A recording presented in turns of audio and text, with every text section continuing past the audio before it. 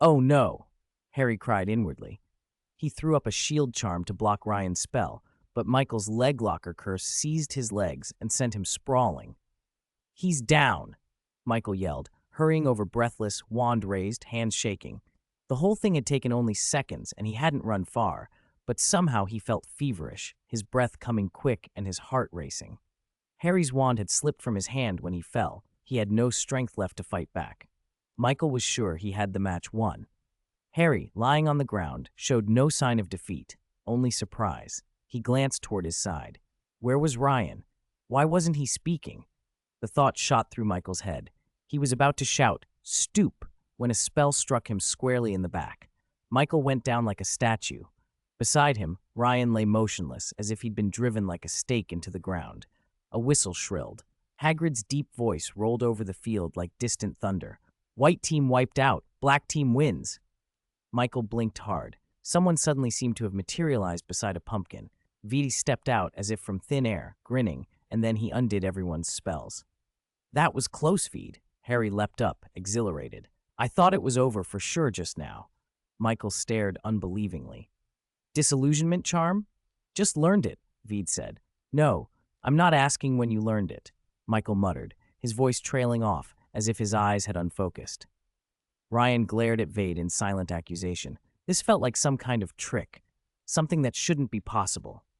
He didn't know the name for it, but the sensation was the same. Theo hauled Neville to his feet, and they brushed themselves off, taking the loss with good grace. Then they went to get the others. "Disillusionment charm?" Padma asked, stunned, as the spell that had cloaked her was undone. "Is it like wearing an invisibility cloak?" Vede explained. "The disillusionment charm isn't an item you wear, and you can't expect there won't be invisible opponents, can you?" "But we haven't even mastered Stupefy yet," Padma protested, sounding put out. She always felt like her side was being picked on. George sighed, while Fred shot him a triumphant wink. Michael sank down heavily on the ground. "We had more people, and we hit a minute earlier," he said gloomily. That early move gave them the first strike advantage. Once the teams had been set, the imbalance was obvious. Black team's 3 seemed stronger than the 7 on white team combined. Fred and George were about equal. Vede and Harry were stronger than the rest. Vede was one thing. Michael had expected him, but Harry had joined SSC later than everyone, and to Michael was just average at schoolwork. Yet in actual combat, surrounded as he was, Harry had managed to take down 2 of them in quick succession. Only half of the allotted 30 minutes had passed. The 7 members of White Team gathered to plan. "We shouldn't have split up," Hermione said irritably. "Padma and I left you, and they found and defeated us too easily." Padma nodded. "We're outnumbered. Use our numbers." "We should learn the terrain," Michael suggested. "Everyone should run a lap to get familiar with the area." They scattered to scout. Harry watched them go and frowned. "What are they doing?" "Looking for ambush points, I guess," Fred said. "Shouldn't we do the same?" "It's useless." Vidi pointed to Hagrid, who was shifting a huge pumpkin aside. "See? After each round, Hagrid moves the pumpkins and puts chickens and pigs in the patch to create interference." "How should we play the next round? The same as this time?" Harry asked, eager. "I don't think so," Fred said. "They might all move together. If we split, we'll be surrounded." The 2 whispered tactics, constantly adjusting their plans. Vadi didn't get involved much. He was quietly absorbing and learning from each encounter, feeling everyone's improvements. The second round began and ended even quicker. White Team teamed up and took down Harry and Fred, with only George left standing, figuratively sacrificed. Then V transfigured the vine-covered ground, and dozens of snakes burst forth, sending the young wizards into screams and chaos. Their formations collapsed and they were immobilized with a full-body bind curse. Third round. "Vede, your magic is cheating," Michael complained, half in jest, and even pretended to cry for a moment to goad Padma. Vide rolled his eyes. "Why don't Harry and Fred join your side, then?" "All right," Michael agreed cheerfully, and Padma promptly stopped pretending. Fred looked a little reluctant, but Harry grinned. He wanted to see what it felt like to be Veed's enemy. 9 heads huddled and argued for 20 minutes. The Weasley twins mimicked Captain Wood's tactics, sketching elaborate diagrams with triangles and arrows. Veed and Hagrid sat on a pumpkin, drinking tea and waiting for them to finish. 9 against 1. Are you confident? Hagrid asked, worried. Veed poked a tiny ant crawling across the pumpkin and smirked. They think I'm outnumbered. What if it's actually the other way around? When the round began, the 9 took turns standing watch, laying traps, hiding, even disguising themselves as pumpkins. Veed lounged, barely bothered to move. He used the enlargement charm, and suddenly everyone was running screaming from a swarm of giant ants and spiders. Simply getting near Vede without breaking down in terror was a victory. Hagrid laughed until he toppled off his high stool. Forbidden! Forbidden! He bellowed. After the round, even Hermione was near hysteria. Veed, you're not allowed to use the enlargement charm anymore. Veed shrugged helplessly. Why don't you just use it too? Hermione stared at him, stone-faced. If they enlarged ants, they'd attack them immediately. The vegetable patch was a scene of glorious chaos, screams and laughter drawing a crowd of onlookers. Students pressed themselves against the fence, peering through the gaps. In the 4th round, Veedy, barred from using the engorgement charm, put on a show. He combined the disillusionment charm and silent spells with sneak attacks. The supersensory charm sharpened his perception. Swarms of birds set off traps. The duplicating charm multiplied pumpkins and vines until everyone who thought they knew the ground under their feet stumbled. The smooth path spell sent Fred slipping right into a pumpkin. A levitation charm toppled Neville. A sticking charm held Theo fast in the vines until he had no choice but to surrender. A flipping charm sent Harry spinning 2.5 times through the air. When he landed, thoroughly disoriented, someone finished him off with a well-placed Petrificus Totalis. Veed was equally adept with tripping charms, Stupefy, Expelliarmus, and a host of other jinxes. He kept a super shield charm up constantly, a shimmering barrier that deflected spells, so resilient that even when struck, it kept him safe. Only when the last opponent went down and Veed stood unmarked did everyone realize the gap between them. Veed alone seemed to know more spells than all of them combined. Most of the others needed to plant their feet and take careful aim to cast anything reliable. Once they were running, their success rate dropped to less than half. In combat, perhaps only 1 in 10 of their spells took effect, while at least 7 in 10 of Veed's did. With the terrain working for him, his 1 against 9 looked effortless. Still, Vede wasn't satisfied. He'd been hit several times, and once during a combined attack, his shield charm had almost broken.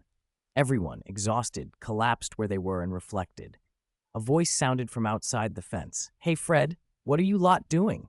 Can I join in? Fred looked over. Lee Jordan, their roommate and friend, grinned at them. More heads peered through the fence. Before long, a large crowd had gathered. Faces were squashed against the wire, eyes shining. Let us play too, someone shouted. It looks like fun, another called. Fred, George, for the sake of copying homework, don't shut me out. Fred was happy to let them, but he glanced at Veed. Veedy didn't mind more players, the more the merrier, and a bigger test of his magic. He estimated the space and said, Let them line up. Hagrid, can you keep order? No more than 50 at a time. All right, Hagrid agreed without hesitation. He loved the game so much he would have joined if he could. Veed added, and this time, nobody's stopping me from using the engorgement charm, right? Faces went pale. Then, thinking that any suffering would now be shared among more people, they brightened again. Lee pushed through and asked excitedly, What do you call this game? Battle Royale, they all shouted together. Veedy hunted them down one by one. Screams rose and pierced the air.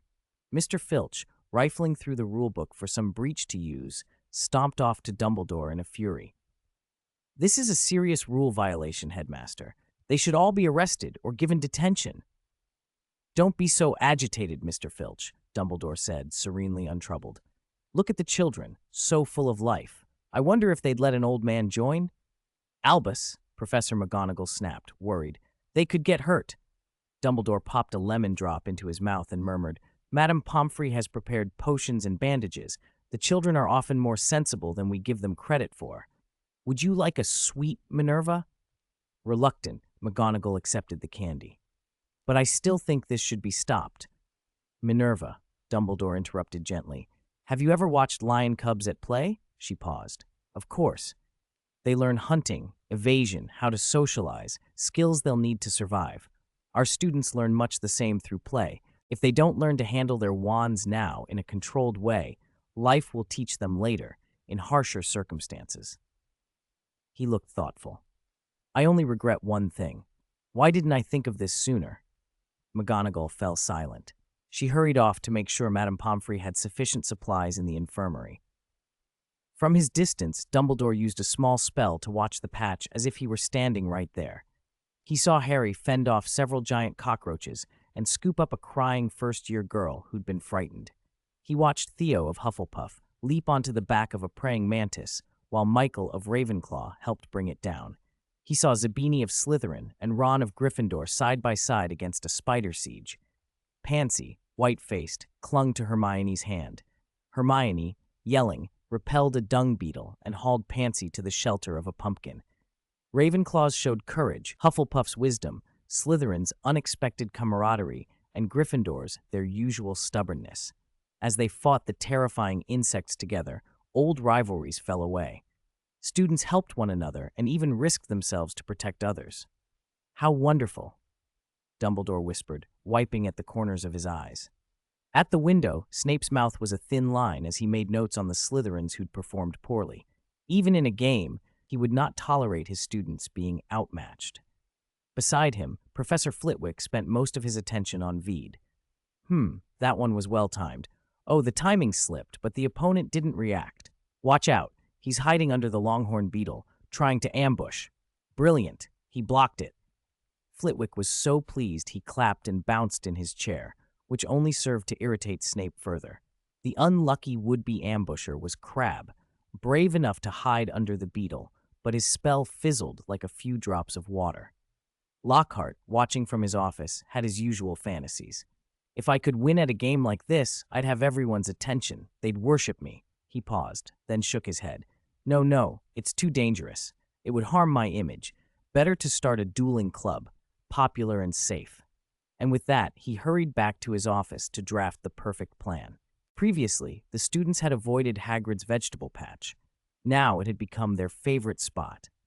Everyone called it the play area. Hagrid's greatest pleasure each day was acting as referee for the survival games. He sat on a high stool and laughed until he cried at nearly every match. Several professors came out often as well, partly to watch and partly to make sure nobody was seriously hurt. When Vede wasn't available, the professors could use engorgement charms and confundo to make enlarged insects hunt the students. Some students couldn't stomach insects, though, so a new game mode quickly emerged. Students drew lots and were split into black and white teams, then faced off. That way, whether there were 2 or 3 people or 30 or 40, everyone could join in. Dumbledore even added a bit of his magic to the play area. After your team was decided, your robes automatically turned white or black. He wanted to lead a team himself, but the students tactfully refused. Despite repeated reminders that dark arts were forbidden in play area confrontations, some still cheated. The resulting punishments were severe and inventive. Instead of rote copying or potion chores, rule breakers were assigned tasks they detested: cleaning toilets, being forbidden to use wands to prepare fertilizer, and worst of all, being banned from the play area for anything from 3 days to a whole semester. Some students might not mind dirty work, but they refused to be excluded from the most popular activity at the school. After a few harsh examples, everyone learned restraint. Even so, the infirmary saw more visitors in one day than it had in a whole week before the games began. Bumped heads, broken arms from falling off pumpkins. For wizards, ordinary fractures could be mended in minutes as long as they weren't dark arts injuries, but Madame Pomfrey was still swamped. She asked the headmaster 3 times a day to close the play area. Dumbledore always brushed her off with a smile. Vede, who had started the whole thing, stayed away from Madame Pomfrey for a long time. When he finally returned, the play area had changed drastically. Only about half the giant pumpkins remained in the patch. These had been hollowed out so 2 or 3 people could sit inside like little houses. The rest had been harvested and stacked behind Hagrid's hut. "Those are for Halloween," Hagrid explained, carving away the damaged parts with a huge knife and scooping out pulp until the pumpkins looked like giant lanterns. To replace the excavated pumpkins, Professor McGonagall had moved statues and suits of armor from the castle into the play area. They wandered occasionally and sometimes stuck out a leg to trip passersby. Michael went sprawling flat on his face after one sudden jolt of armor knocked him over, spitting out dirt with a disgusted "pue pue." Later he asked puzzlingly, "Vadi, do you think they do that on their own, or did Professor McGonagall make them?" "How could she?" Hermione snapped in the dean's defense. "That's not certain," Veed said. "Think about it. What's Professor McGonagall's animagus?" "A cat?" Harry said. Ryan thought for a beat and added seriously, "My cat at home loves to push jars off the table." They all looked at one another. Remembering McGonagall's stern face, they shut up and decided to keep the idea to themselves. The next day in Transfiguration, Professor McGonagall fixed a hard stare on a giggling Harry. "Mr. Potter, do you have a question about my lesson?" Harry stood, flustered. "Cat, no, Professor." McGonagall looked at him like a large feline watching its prey. I wanted to ask," Harry fumbled. "Animagus, how does one practice this magic?" "It's far too soon for you to be worrying about that, Mr. Potter," McGonagall said, displeased. Hermione bravely raised her hand. "But we all want to know, Professor. It's supposed to be very difficult, right? I heard only 7 people in the 20th century could do it, and you're one of them." The class stared at McGonagall with curiosity and a little awe. She cleared her throat. "All right, since you wish to know, I'll explain briefly." Harry sank gratefully back into his seat and gave Hermione a thankful look. "An animagus is a wizard who can transform into an animal," McGonagall said. "You cannot arbitrarily change into any creature, nor into a magical beast. The animal you take tends to reflect your personality and physical build. If the magic is performed improperly, one might be unable to return to human form. It is, therefore, a dangerous branch of Transfiguration." So it really was tied to personality. Several students thought at once, reassessing their head of house. Professor Sprout also contributed to the play area. Pea pods that shot beans, waist-high whiplashes of young whumping willows, juvenile devil's snare, harmless-looking but hallucinogenic mushrooms. Each was restricted so they couldn't do serious harm, but they'd cause trouble. At Dumbledore's instruction, house elves hauled in old tables, stools, shelves, and damaged stone sculptures and arranged them like a maze. The grounds more than doubled in area. Soon a notice appeared on the Great Hall bulletin board, "Dueling Club." Michael lit up. "Is Professor Flitwick doing it?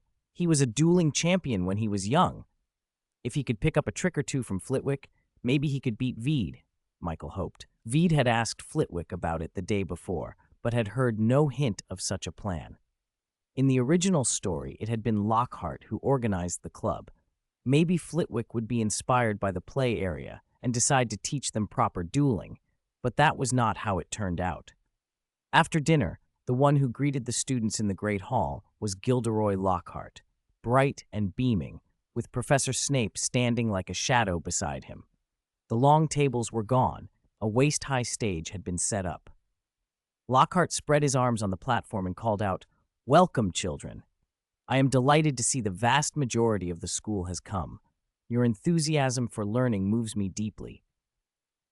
If you're so moved, could you please give us Professor Flitwick back?" Michael muttered. Lockhart was more of a drama teacher than a defense against the dark arts instructor. He loved putting students in scenes from his books and spent half the lesson recounting his own exploits. Put a professional question to him and he'd stammer around.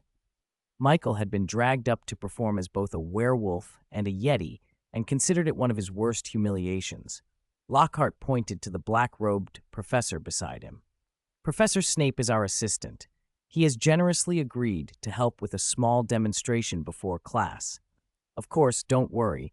I shall return your potions professor entirely unharmed." He beamed triumphantly. Snape glared back over his shoulder. The students buzzed in anticipation. 1, 2, 3. Lockhart counted theatrically. With a crack, Lockhart was blasted off the stage, slammed into the wall, and slid to the floor as his wand went flying. Slytherin students cheered. Veed and Michael applauded with them.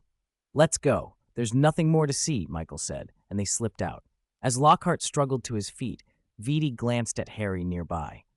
There had been no air of Slytherin incidents at the school lately, so even if Harry had to use Parseltongue, he wouldn't be treated like a pariah.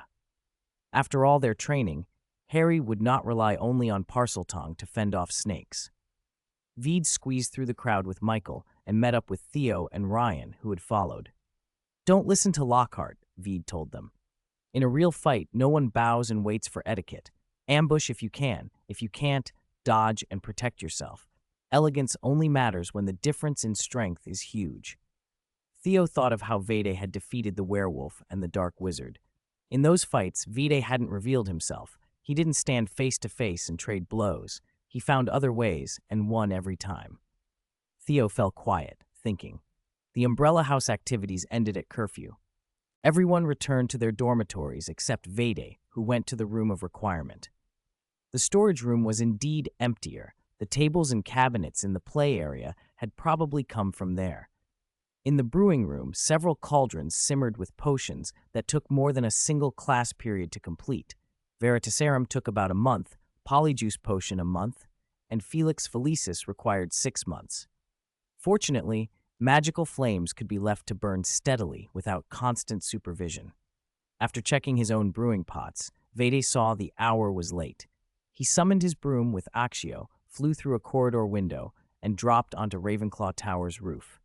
The eagle-shaped knocker asked softly, "What is too much for 2, but just right for 1? "A secret," he replied. The door opened. Inside, one person still sat in the common room, a girl curled up on the sofa before the fire, asleep in her pajamas. A blanket had slid down to reveal her calves and bare feet. Veed waved his wand, and the blanket lifted soundlessly to cover her. The motion startled her awake. A mop of golden-brown hair wiggled up from under the cover. Pale skin, faint brows, and very unusual silver eyes stared up at him as if in great surprise. Vede halted in his tracks. 144. Catching Wormtail 1. Vede usually didn't pay much attention to the names hovering above people's heads. They made the world feel like a game, a layer of detachment. He had learned to treat them like part of someone's hair and ignore them. This time, though, he glanced up out of habit. Luna Lovegood. It really was her. She wasn't the ethereal, elf-like beauty from the films. Luna's looks were unremarkable, but her peculiar manner made her memorable. She sat wrapped in a blanket on the common room sofa, wide-eyed and dazed, staring at him without speaking. Vede crossed the room and asked, "You're a first year, right? It's late. Why aren't you back in your dorm?" Luna regarded him with those big, pale eyes and didn't blink for a long moment, which felt oddly disconcerting. Finally, she said slowly, as if stating an observation rather than a complaint, "My book is lost. I came to look for it, but I couldn't find it. The dormitory door is locked." "Didn't you try knocking? Or did your roommate not let you in?" Vade frowned. "Why are you out here?" Luna pulled the blanket up to just below her eyes and lay back down. "It'll open in the morning," she said philosophically. She sounded so unconcerned that any interference would have felt like meddling. Still, Vade asked, "What's your name? And which book did you lose?" She peered at him through the dim light. "Are you going to help me find it? If it's not too much trouble." Luna seemed to weigh the offer for a moment, then replied, "I'm Luna Lovegood. Some people call me Loony. I can't find my history of magic." Vade flicked his wand and said with a clear voice, "Luna's History of Magic. Accio!" A book shot out from between the sofa cushions and landed in his hand. He set it beside her. Luna made a small, surprised sound, and after a beat added, as if she just remembered, "Thank you. If you need anything, you can find me. I'm Vade Grey, 2nd year." He shouldered his backpack and left. Luna spent the night alone in the common room, but Vade wasn't worried. The house elves worked late, the portraits kept an attentive watch, and the ghosts drifted through the room. They were more than decoration. By morning, Luna had gone. Rain had hammered the castle all night and showed no sign of stopping. Water ran in sheets down the windows. The Quidditch pitch was a foot deep in water, and Hagrid's creatures huddled in their sheds. The escape game had been canceled, and the younger students pressed against the glass, eager for the sky to clear. The rain lasted for days. "I could use a weather spell," muttered Michael, who was desperate to get back to the game. "Then I could make the rain stop whenever I wanted."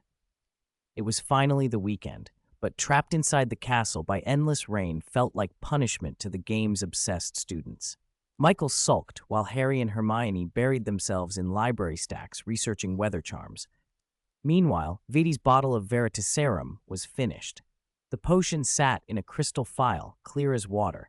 He took out the Marauders map and checked Peter Pettigrew's whereabouts. As usual, the rat was in Ron's dormitory. Sometimes he'd slip away for walks alone, wandering to the quieter corners of the castle. He avoided crowds, the students' pets, and every eye.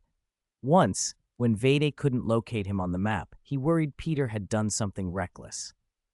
Later, he learned Peter had simply been bored in the dorm and gone for a stroll. Even as a rat, Peter kept to the shadows. Ron had been spending a lot of time in the escape game lately, and Peter followed him constantly. Rumor had it the rat even once helped Ron scratch an opponent. At dinner, Ron praised his little companion as if it were a war hero, calling it a meritorious minister. Vede had considered whether he could trade the rat for a new wand or a pile of galleons. In the end, he dismissed the idea. Ron's wand, though the unicorn haircore showed, still worked. Ron might be short of money, but he was stubborn and loyal. His rat was more family than trinket, and pawing at it would only alert Peter. If Peter escaped the castle and slipped into the Muggle world or the countryside, finding him would be impossible. Any plan to capture Peter had to be foolproof. The rain had kept most students inside, and Peter hadn't been out for several days. Vede put the map and Veritaserum away, logged into his friend account, and messaged a few people about the plan. Then he left the room of requirement. The corridor was empty until he reached the 5th floor, where the Weasley twins were waiting, as arranged. As soon as they saw him, Fred and George covered their ears and shouted, "Look, Vede!" They held the pose a beat, then released. A puff of white smoke billowed upward. George, with a flourish, made uneven smoke rings that floated like bubbles. Quidditch practice had continued despite the rain, and to stave off colds, the Gryffindor players had taken a stimulant potion that made their ears smolder for a while afterward. Harry had been terribly embarrassed. Colin Creevey had caught him on camera looking like a steam engine, but the twins found it irresistible, inventing new smoke tricks. "Look what we can do," Fred cried and released another plume. He blew a breath through it to form a hollow ring. George conjured a soap-like bubble around the smoke ring and then perched it on his head, grinning. "Doesn't it look like a pope's coronation?" "It does."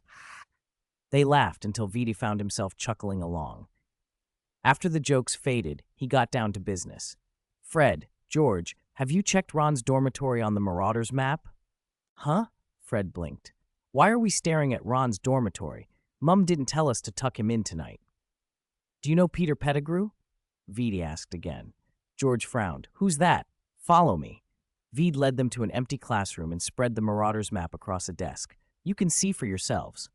The twins exchanged a look. George tapped the parchment with his wand. "I solemnly swear I am up to no good." The ink bloomed across the map. Fred and George squinted at the tiny names crowded around the Gryffindor common room, details they'd never bothered to study before. They found their younger siblings. Ron and Ginny were both marked in the common room. Then they traced the line up to the boys' dormitory. Neville Longbottom's name sat on one of the beds, and next to it, inexplicably, was Peter Pettigrew. Fred's face drained of color. "Who's this? Why is he in Ron's dormitory?" "Not just in the dormitory," Vede said quietly. "At night, those two black dots are practically on top of each other. It looks like he's in Ron's bed." The twins went suddenly very still. George let out a short, hollow laugh. "Peter Pettigrew? Sounds like a bloke's name. Little Ronnie found himself a boyfriend?"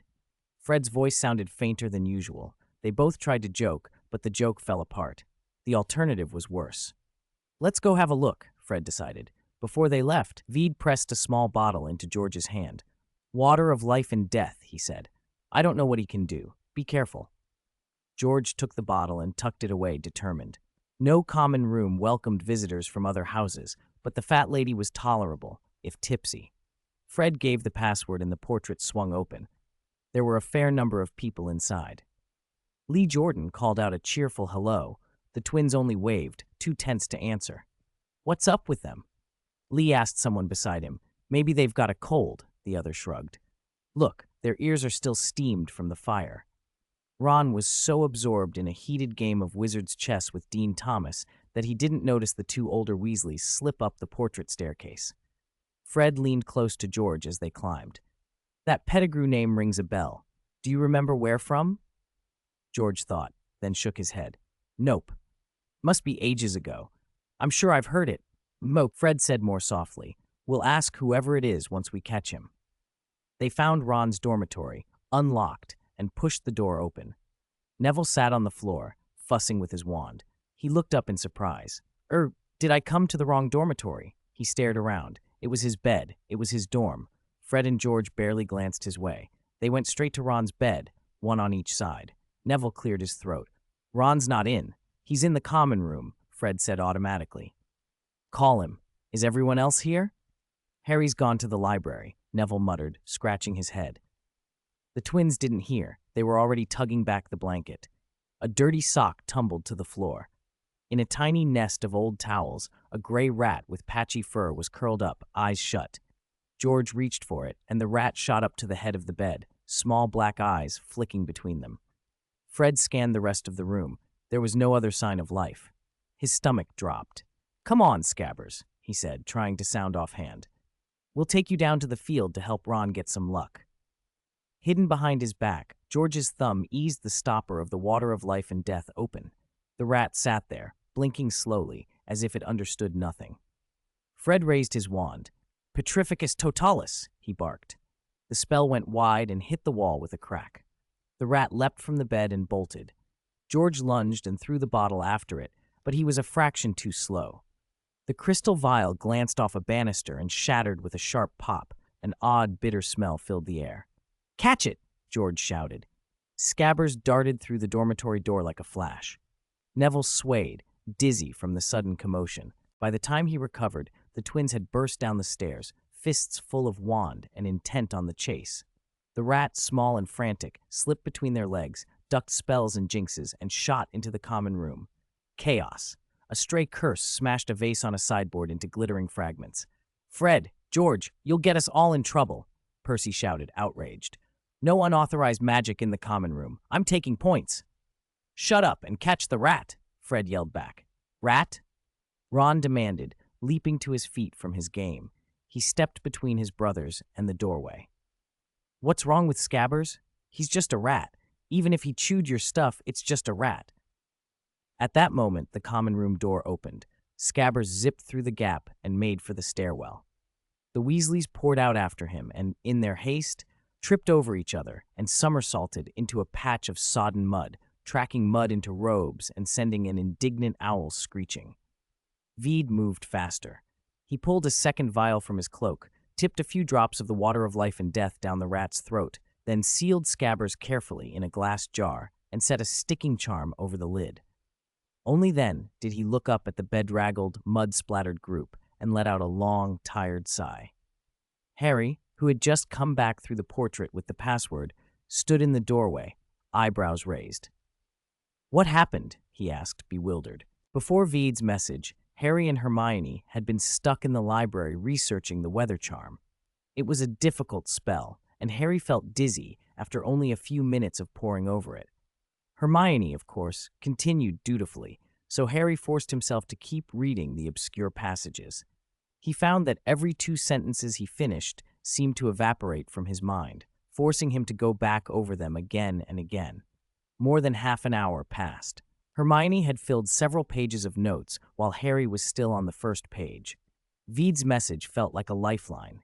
Harry jumped up, shoved his things together, and hurried off. Hermione was a step slower. She returned her book before following. At the entrance to the Gryffindor common room, they found Veed leaning against the wall, absorbed in a folded piece of parchment. "V, you said you had something important?" Harry asked. Wait." Vide looked up, signaled them to be quiet, stared at the parchment a moment longer, then suddenly pointed his wand into the corridor. A huge, viscous mud pit erupted across the hallway. "You brat! What are you doing? Get rid of that!" the fat lady shrieked from her portrait. "Vide, what are you doing?" Hermione cried, covering her face. "Professor McGonagall, she'll take points off." "Don't worry, I'll clear it later," Veed said. "Harry, tell the password." Harry hesitated, confused. but trusted his friend. A cleaning charm could fix any mess. Maybe it was a prank. He stepped up to the portrait and said, "Salamander, get it away from here! Get it away!" the fat lady wailed. Harry pressed the password more firmly, and the portrait swung open. The fat lady tried to edge back in the frame, clutching the sill as if the mud might reach her. In the next instant, a small, indistinct shadow bolted out of the doorway and tumbled straight into the mud pit, squelching and squeaking. "Scabbers?" Harry said, shocked, and bent to grab Ron's rat. Before he could, Vidi lashed out a string of spells. Petrificus totalis, stupefy, incarcerus. The rat went stiff, then limp. Ropes coiled around it and bound it tight. Vede used a levitation charm to lift it free and popped it into a jar. More figures spilled out of the common room. Fred and George, Percy, and last of all Ron. Hermione stared, bewildered at how they'd squeezed out so fast. Ron, stumbling over Percy, slammed into Fred and rolled into the mud with a shout. "Blimey! What on earth? Where did this mud come from?" Percy demanded, furious. "You've all got detention." "He ran off. Vede, did you catch him?" Fred said, surprised. "Really?" George wriggled out from under his brother and warned, "Careful, this one's slipperier than Peeves." Ginny stayed by the doorway, thankfully clean, and giggled at her brother's predicament. When she saw Harry, she squeaked and darted back inside. Vede had already secured the jar. He slung it into his bag and looked down at the Weasleys, a tangled, mud-splattered heap, and sighed. Typical Gryffindor chaos. He made the mud vanish and cast a cleaning charm. The Weasleys disentangled themselves and sprang to their feet. Percy, furious, pulled at his robes and glared. "You'd better have a good explanation," he snapped. "Don't start with that. Where's Scabbers? Where did you take him?" Ron demanded. Harry and Hermione exchanged baffled looks. Fred and George exchanged a quick glance with Vede. "Are you sure it was him?" Fred asked. "Yes," Vede replied. "This isn't the place," Vede said. "Let's go to the umbrella house and explain." Okay, Harry and Hermione, as spectators, went with them. Students were already gathering to see what had happened. Fred gave Percy a nudge and grinned. "When you hear the whole story, if you still think we're wrong, go complain to Mum," he said. "But you, and little Ronnie, will thank us." Scabbers had originally been Percy's pet. When Ron went off to Hogwarts, Percy had given the rat to him. Percy had intended to give the rat to Ginny at one point, but she didn't want an elderly, sickly pet, so it ended up with Ron. The twins exchanged looks. If the rat had really been an animagus or something similar, it could be a serious issue. The ministry required all animagi to register. Concealing such a secret and living among wizards in animal form was a grave offense historically tied to malicious incidents. They pushed through the crowd toward the umbrella house. Ron kept insisting, "Whatever you're going to say, give me Scabbers back first." "No, Ronnie," Fred said flatly. "He'd bolt." "He wouldn't have run if you hadn't chased him," Ron shouted. "We were scared by him too." George shot back. "Listen before you argue, yeah? Don't carry on like a child." Ron went white with anger. Then a sharp meow cut through the air and the twins both jumped. "Filch!" Argus Filch stalked up, panting, eyes scanning for trouble. "Fighting?" he snapped. "No." Fred threw an arm around Percy and ruffled Ron's hair with the other. "Just friendly communication between brothers." The two Weasleys glared and turned away, saying nothing. "Good afternoon, Mr. Filch," Vede said. "As you can see, we haven't broken any school rules." Everyone turned to look at him. Good students could lie as if it were the truth. If Filch had seen the mud pit from earlier, he would have been furious enough to give Vede detention for the whole term. None of them betrayed Vede in front of Filch. He was the only student who greeted the caretaker politely, never showing him contempt. Filch's usual paranoia made him suspicious of everyone, but Vede's manner softened him a little. The caretaker snorted. "It better be." He called his cat and Madame Norris slinked out from a corner. The thin man and the thin cat resumed patrolling the corridor. A moment later, they heard Filch bellowing down the hall. "Stop right there, Ward. Defiling the castle, making mud everywhere. I'll teach you." "I can't believe he actually let us go," George muttered. "Come on," Percy said, restraining his temper. "Let's go along and see what excuses you lot can come up with. Bullying a rat, you two are getting completely out of hand. Vede and Hermione were with us too," Fred protested. "Do they look like people who'd bully a rat?" That was why Percy at least pretended to be reasonable. If he'd thought the twins were making it up, he'd have ignored them completely and marched straight to a professor. He scolded them with a stern face. "Mr. Gray, Mr. Potter, Miss Granger, I think you should spend more time on your studies and stop running around with certain people." The twins shot him murderous looks. Ron leaned toward Harry. "What's actually going on?" Harry shook his head. "Veed called me over too. I don't know anything." "I thought only Fred and George were with Veed," Ron said, frowning. "But what does Scabbers have to do with them?" "Yeah," Harry echoed. "Isn't he just a rat?" "This isn't just a rat," Veed said when they reached the umbrella house. They all went inside. Veed looked at the twins. "We suspect he's an animagus." "An animagus?" Ron scoffed. Professor McGonagall had taught about animi only a few days ago. "That's ridiculous.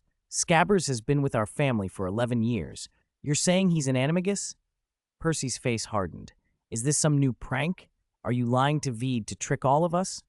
Veed wasn't a Gryffindor and hadn't even seen Scabbers frequently. From Percy's point of view, his brothers must have pulled some trick on him. He bristled. "You wait. I'll tell Mum about this." Fred rolled his eyes. George said quietly, "We have proof." "What proof?" Percy demanded. George fell silent. He knew his brother well. If Percy found out about the Marauders' map, he would confiscate it and hand it to a professor. That possibility made George nervous. Fred met George's look and said, "Scabbers has been with our family 11 years, Percy. No ordinary rat lives that long." "Exactly," Percy retorted. "Do you think you're the only smart ones? Mum and Dad wouldn't have missed that. We give him tonics every year. Potions can extend a pet's life." "Those are ordinary tonics, not the elixir of life," Fred snapped. "We've always said he was dying of old age, but he still eats like a young rat and shows no sign of aging." "That's because I've been looking after him properly," Ron shouted. "You don't understand. Scabbers is a good rat." "You don't understand either," Fred shot back. "We're not making this up. That rat has a name." "Yes, it's Scabbers," Ron said sarcastically. "No," Fred interrupted. "It's called Peter Pettigrew." Percy froze. "What did you say?" Veed cut across them. "Arguing won't prove anything. Facts will." He flicked his wand. With a loud bang, the doors and windows of the umbrella house slammed shut and locked so tightly there was no gap. Veed took the jar from where it had been hidden and poured the unconscious rat out onto the floor. "Scabbers!" Ron lunged, but Percy grabbed his shoulder. "Wait," Percy said, voice strained. Why would you call him that name?" Fred said nothing. He was furious at the risk of exposing the Marauders' map. Veed pointed his wand at the rat and spoke, "Hominem revelio." "If he's an animagus, this will reveal his true form. If he's just a rat, nothing will happen," he explained. "It's ridiculous to take this seriously," Ron began, frowning. He didn't finish. Light flared from the tip of Veed's wand, blue-white, and the sleeping rat twitched awake. It screamed and convulsed, its body bending and twisting in an unnatural way. Hermione clapped a hand over her mouth. A head pushed out, then hands and feet, then a torso. Where Scabbers had lain now lay a short, dumpy man, gasping. He was balding with sparse hair and filthy, his nose pointed and his eyes small and watery, startlingly rat-like. Ron sagged. "Is that Scabbers, or did you just turn Scabbers into a person?" "This is impossible," Percy said, pale. "Peter Pettigrew, he was killed. Sirius Black, he." He groped for an explanation and looked at Harry. Harry stared back, stunned. Before Pettigrew could protest, Veed cast 2 more spells, Petrificus Totalis and Carcerus. The man was pinioned to the floor, rigid and unable to move. "Do you believe us now?" Veda asked. "This is what we came to show you." 148. Werewolf and Wormtail. Wormtail Peter Pettigrew sat completely petrified, unable to move, but his small, beady eyes kept darting around, searching for any chance to escape. Ron stared in disbelief. He felt sick looking at Peter's gray skin, like rat fur. The idea that Scabbers had once been a man made his stomach turn. He had loved Scabbers as a pet, but he had no affection for this bald wizard hidden inside his rat. The thought of sharing a bed with him every night made Ron's skin crawl. Harry, who had been watching silently, suddenly noticed Wormtail's furtive glances in his direction. There was a pleading, almost hopeful look in those eyes, as if Peter thought Harry could somehow save him. Hermione moved closer to Percy and asked quietly, "You know this Peter Pettigrew? Who is he, and why did he turn into a rat and hide here?" Percy glanced at Harry before answering. I remember the name from when I was little, he began. Fred and George scoffed. How come we never heard of him? They asked in unison. Percy rolled his eyes. You two were only 3 or 4. What could you possibly remember? Ron, still staring at Peter with disgust, demanded, Who is he exactly? Before Percy could finish, Vede stepped forward. If you want the story, wait a moment, he said. He tipped a small bottle of light green potion into Peter's mouth. The rat's body went limp. I need to take him away for a while. Where are you taking him? Hermione asked. What did you give him? A sedative, Vede replied. It will make him drowsy and weak, so he won't try to run off. They had been able to catch Peter because they knew who he was while he still believed he was safe. As long as he thought his identity could stay hidden, he would never reveal himself while Dumbledore watched. In rat form, he could only do what a rat could, which was why a few young wizards had managed to trap him, Ron grabbing him by the tail until he couldn't struggle free. But once his true identity was out, and if he ever recovered his wand, none of the Weasleys would be a match for him. Even Vede wasn't absolutely sure he could hold him forever. Wait, Gray, Percy objected. We should give him to Dumbledore. This man is a hero who sacrificed himself. A hero? Ron frowned. What do you mean? Vede looked Percy in the eye. Mr. Weasley, I know who he is. I will hand him over to Dumbledore, just not right away, in an hour. Percy froze. Why? Don't offer so many opinions if you don't understand what's going on, Fred snapped, shoving Percy aside. Do whatever you think best. I trust you. Same here, George said, raising a hand. If it weren't for you, we wouldn't have found him. I'm sure you have a reason. Vede nodded and smiled. He hadn't been overly concerned with what the others thought. All he needed was their cooperation. Getting Peter out of the Gryffindor common room without causing a scene was the priority. Unexpected interruptions from anyone who wasn't a professor would only complicate things. If Percy and Ron kept obstructing, Vede wouldn't hesitate to knock them out. He levitated Peter toward the side of the room they used for practicing spells. With a flick of his wand, he tripped a large curtain into place, dividing the area and cutting off sight and sound. Zoe, he said softly. With a snap, the house elf Zoe appeared beside the disappearing cabinet. Mr. Vede Grey, the cabinet is ready, she announced. Thank you, Vede whispered. He slid Peter into the cabinet and leaned close to Zoe. See you in an hour, he told her. The cabinet door clanged shut. A moment later it opened and Lupin stepped out. Vede, it's not class time. Why? His voice stopped short. He stared at Peter Pettigrew, and the color drained from his face. Peter? He said very quietly. When a friend you believed had died suddenly stands before you, relief and fury both surge at once. For a second, Lupin's features did things words couldn't easily capture, pupils contracting, nostrils flaring, a flash of something feral behind his eyes. For an instant, he bared his teeth like a werewolf ready to bite. Then he saw Vede and forced himself to regain control. This man, where did you find him? How did you catch him? Lupin's voice trembled. Come with me. I don't want to explain twice, Vede said, leading Peter out of the cabinet. Has Mr. Marchione arrived?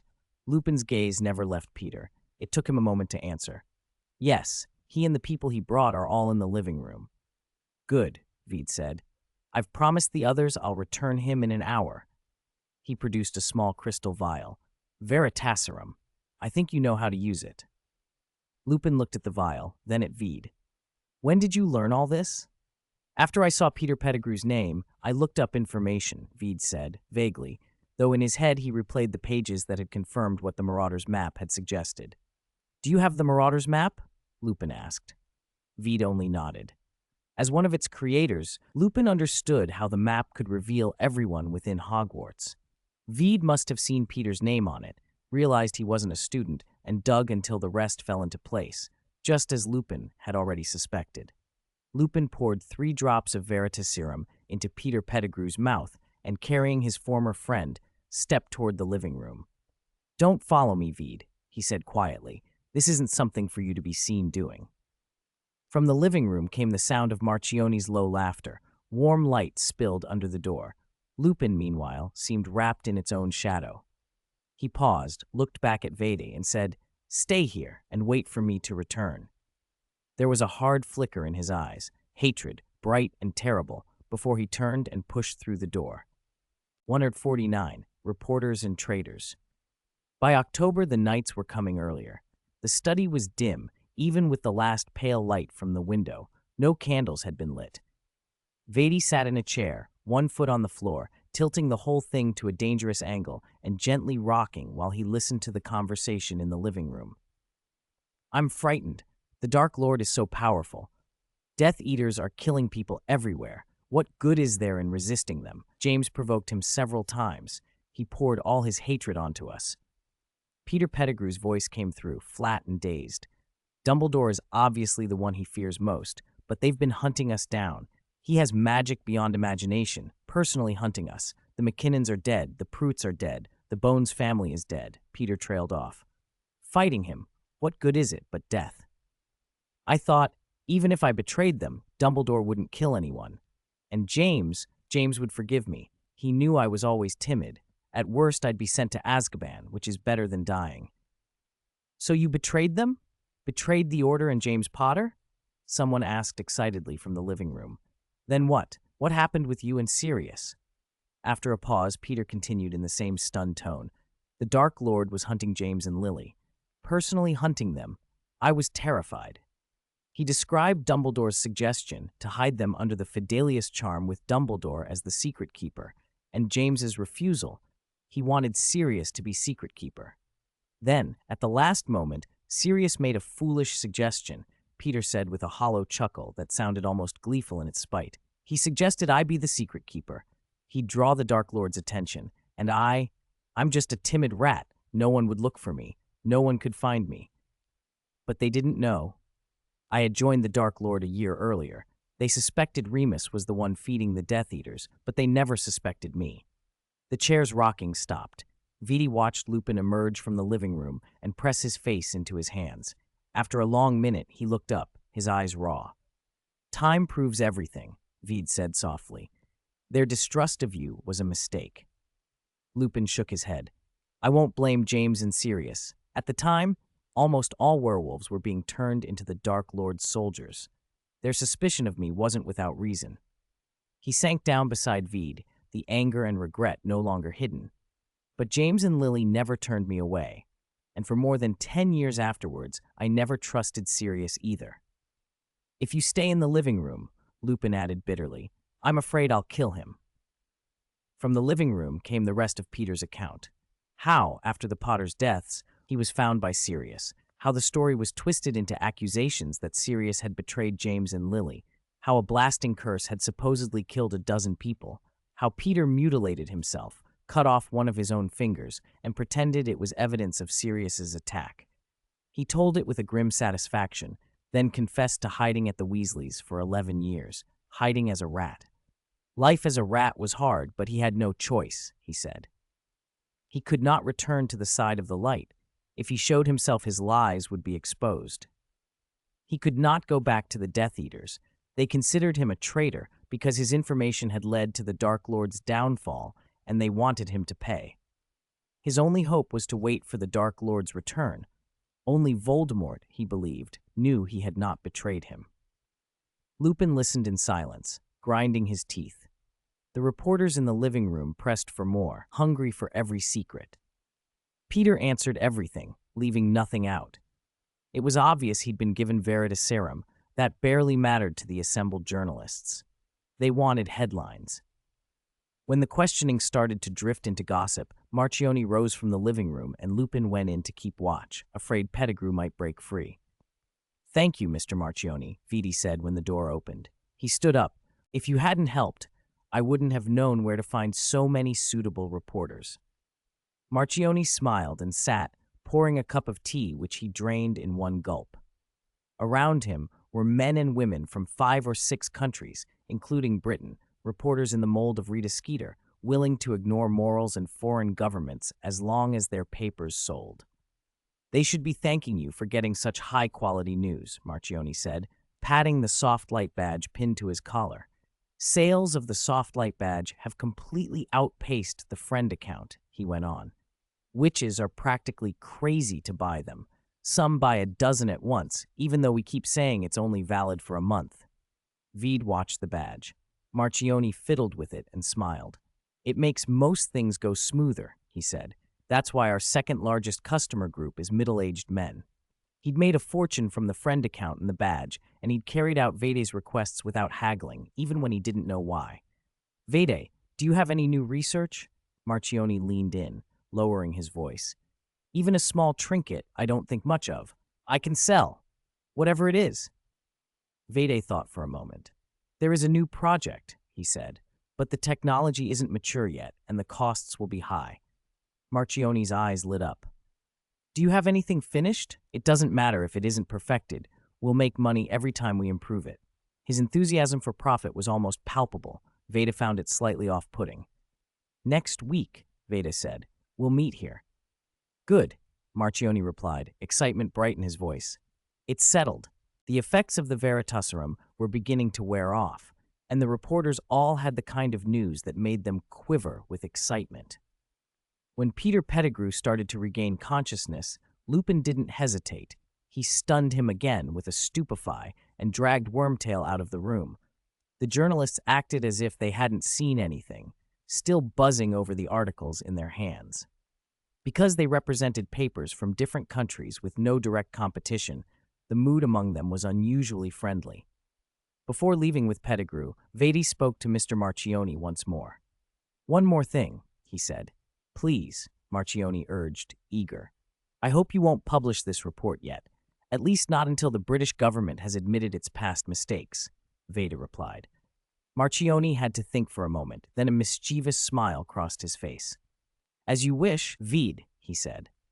Back in the attic, standing before the vanishing cabinet, Vede turned to Lupin. Do you want to come with me? Lupin hesitated.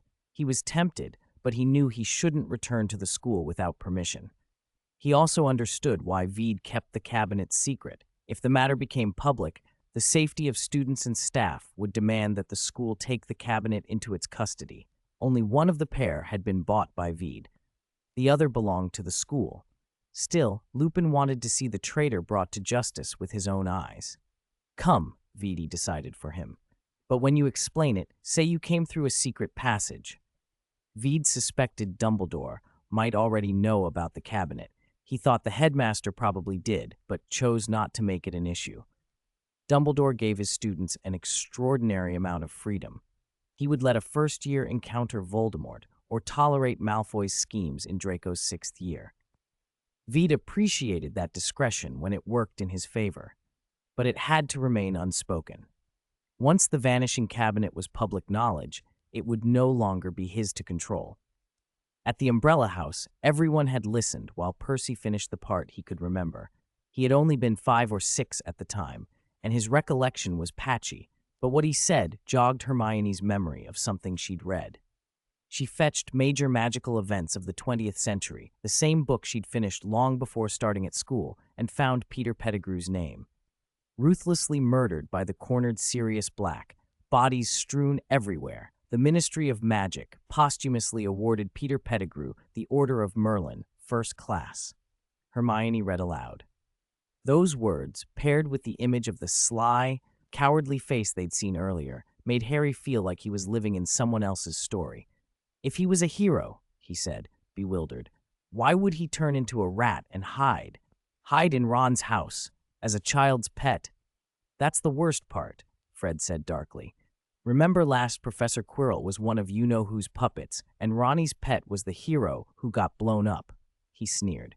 It's like we never really knew this world. Ginny and Percy both looked pale and sick. The Weasleys, who had owned Scabbers before and after, were too stunned to speak. The book said nothing about the Fidelius charm or a secret keeper, so Harry tried to steady himself with logic. I actually remember a picture, he told them. Remus had one on his wall, Peter Pettigrew, with Remus and my father at school. A lot must have happened between them, Hermione said. There's a reason Peter Pettigrew, despite being called a hero, faked his death. Yeah, but he never hurt me, did he? We lived in the same dormitory, and Scabbers only ever seemed greedy and sleepy, Harry said, searching their faces for agreement. Maybe he's not evil, just terrified of the Death Eaters and hiding. They all regarded him like he was naive. If he was just a coward, Fred said, shaking his head, He could have gone to Dumbledore for help, but he stayed in rat form at school. That's not hiding from people. It's because of Dumbledore, isn't it? Ron murmured. Fred nodded.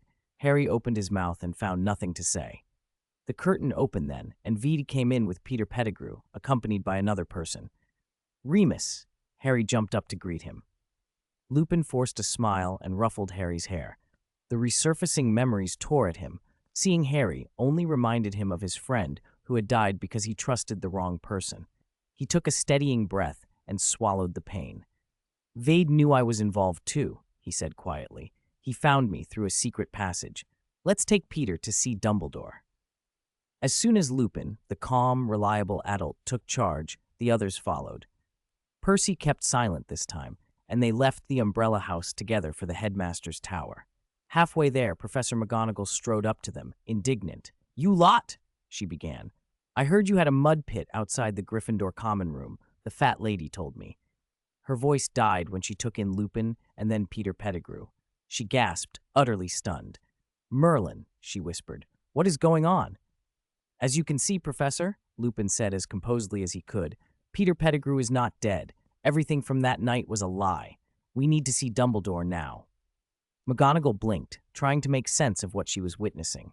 Of course, she said at last with a strained expression. "Follow me." She hardly stopped scrutinizing them as they walked, rubbing her eyes as if to clear a hallucination. Students along the way stared in astonishment, a few whispered questions to the Weasleys, who didn't answer. Soon they arrived at the principal's office. The group filed into the headmaster's office.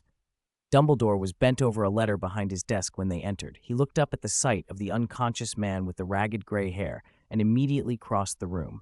He examined the dusty figure carefully, then looked at Lupin and the others. "If I am not mistaken, is this Mr. Pettigrew?"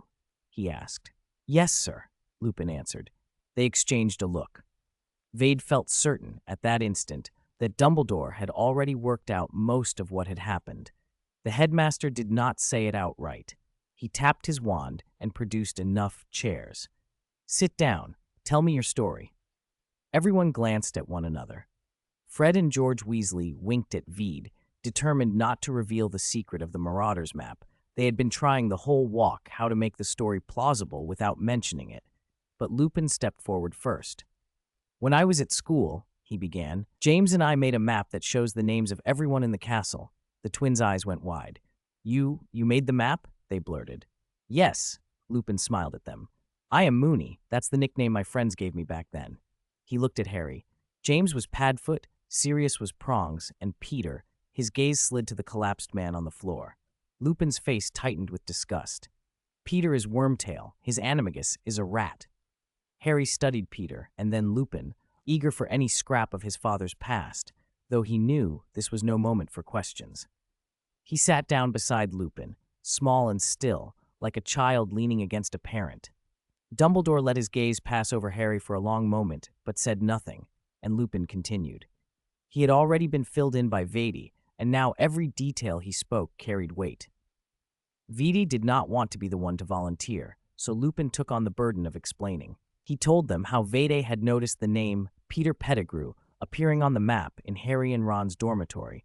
There was no student of that name in their year, and had mentioned it to Lupin in a private message. Lupin, unable to enter the school, had asked Vade to catch Pettigrew. V, in turn, had enlisted Fred and George. The twins exchanged looks. Lupin's version made it sound as if Vade had been given the map, and it covered the darker truth that Fred and George had filched the map from Filch's office and used it to sneak out of school. Fred's eyes shone with admiration. George nodded eagerly. They had never met an adult they liked so much. When Lupin realized there was a problem that needed dealing with, he admitted he had asked V to bring Pettigrew out.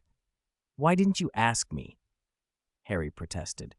"Ron and I share a dormitory. It would have been easier." "Because you two are together all the time," Vede said lightly. "If Peter had recognized you, you could have been the ones taken hostage." "But Fred and George still told on themselves," Harry said. George coughed. Vede probably thought, if we made Dr. Weasley's rat look sick, Ron would just think it was unlucky, not that the rat had been exposed.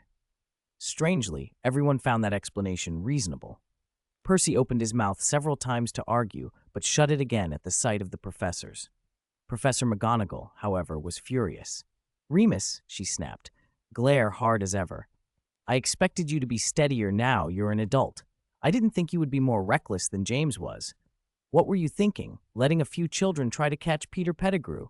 If anything had happened." Veed and the Weasley twins flinched. Lupin bowed his head. "I'm sorry," he said quietly, taking the blame without hesitation. "I was overwhelmed. I didn't think it through." McGonagall's face softened a fraction. "I can understand how you feel after what happened to James and Lily," she said, visibly fighting to control herself. "But you mustn't let children take risks. Whatever the reason, it was wrong." "I should have come to you, or to Headmaster Dumbledore," Lupin agreed. "I feared that if I delayed even for a second, Peter might get away." McGonagall said no more. The trio of children who had narrowly escaped danger sat like quail. Lupin went on. Following his instructions, Veed had seized Pettigrew and taken him through a secret passage toward Hogsmeade. Lupin had questioned Pettigrew there and confirmed, using veritaserum, that the man was indeed the traitor from years ago. Peter had framed Sirius. Harry's stomach dropped, his pulse hammered. Who had Peter betrayed? He stared at Lupin, but Lupin did not elaborate.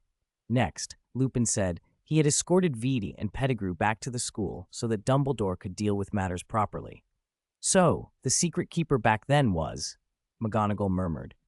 "It was Peter," Lupin said, pain on his face. "Sirius switched the secret keeper at the last moment. He thought it would be safer that way." McGonagall's eyes fell on Harry, bewildered. She stopped herself. It was not for children to carry such hatred. Dumbledore looked grave.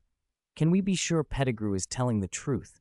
He has been lying for over a decade. How can we verify he isn't inventing things now?" "I'm afraid I used veritaserum," Lupin admitted. "It was illegal to use it casually, but everyone present understood why he had done it and did not press him further." "I think we must notify the Ministry," Dumbledore said, rising. "Ron Weasley and Veedy Grey, I would like you to stay. Professor McGonagall, would you take the other children back to the Gryffindor Common Room, and then please ask Mr. and Mrs. Weasley to come to the school?" "Of course," McGonagall replied. Can we stay?" Harry asked quickly. The headmaster's eyes were gentle but firm. "I'm sorry, Harry, but you would not be much help in questioning Mr. Pettigrew." Harry could only watch, disappointed, as McGonagall led him away. Ron mouthed, "I'll tell you everything later," and Harry nodded. It was small comfort. "Professor," Percy called, eager. "Scabbers used to be my pet. I might be able to provide some information." "We can too," Fred and George cried. "We helped capture him." "I think one person is enough," Dumbledore said quietly.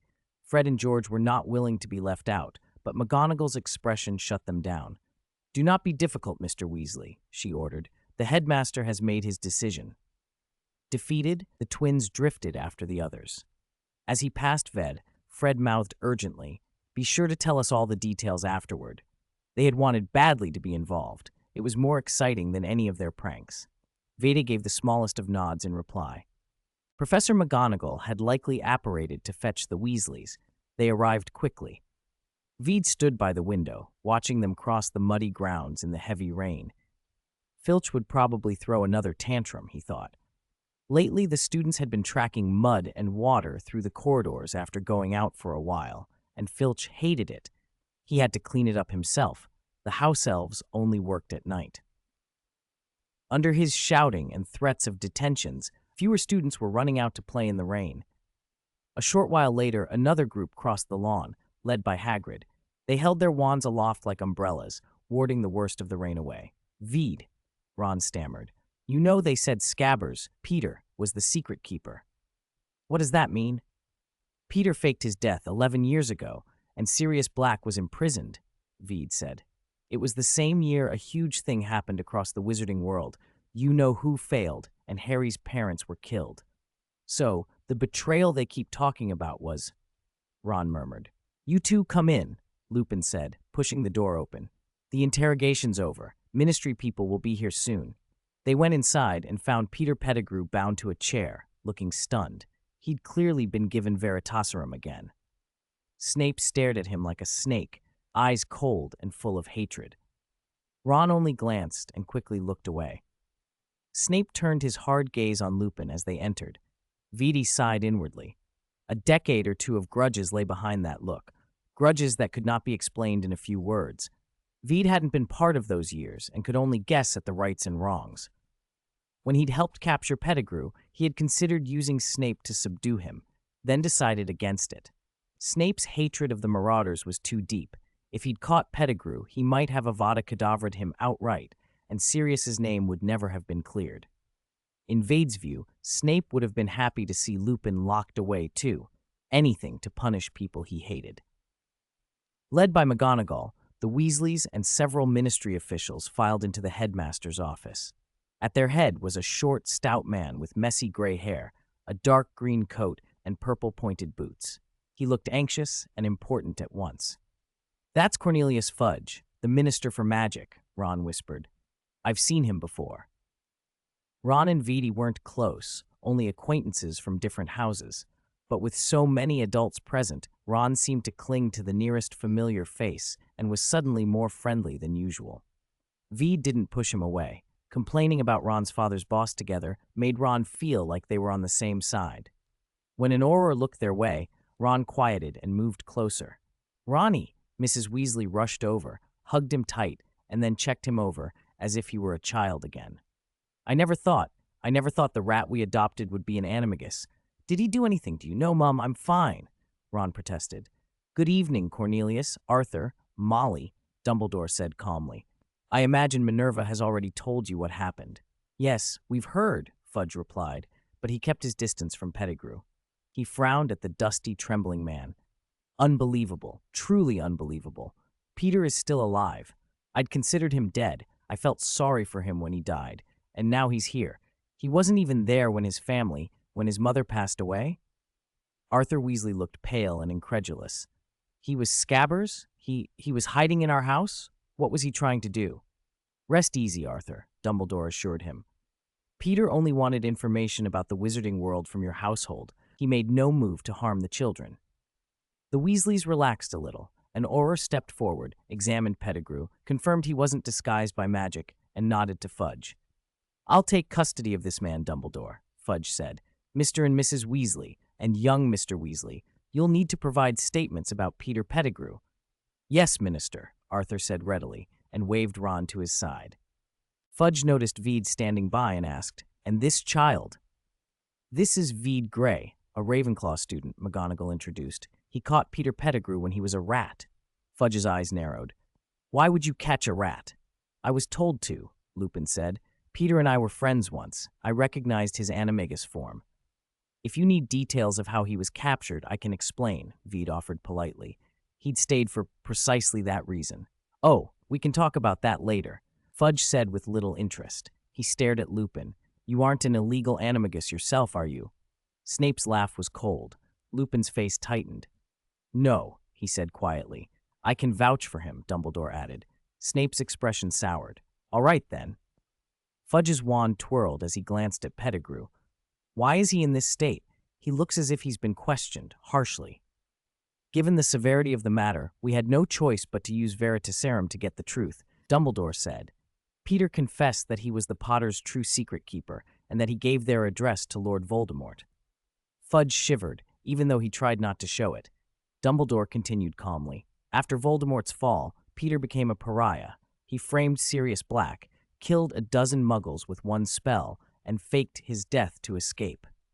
"We will investigate this thoroughly," Fudge said smoothly. "The Ministry must do its duty. We can't simply accept anyone's word without proper proof."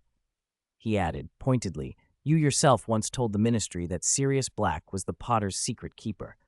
Overturning that will be difficult for the public to accept. We must have more detailed evidence." Veed could see it wasn't that Fudge mistrusted Dumbledore as much as he didn't want to be seen as the old headmaster's lackey. A Ministry reinvestigation was reasonable. Dumbledore would not object. Lupin spoke up. "If you question Peter, you'll see Sirius is innocent." Snape cut him off with a sneer. "I can assure you that Sirius Black showed homicidal tendencies at 16. He once tried to kill me.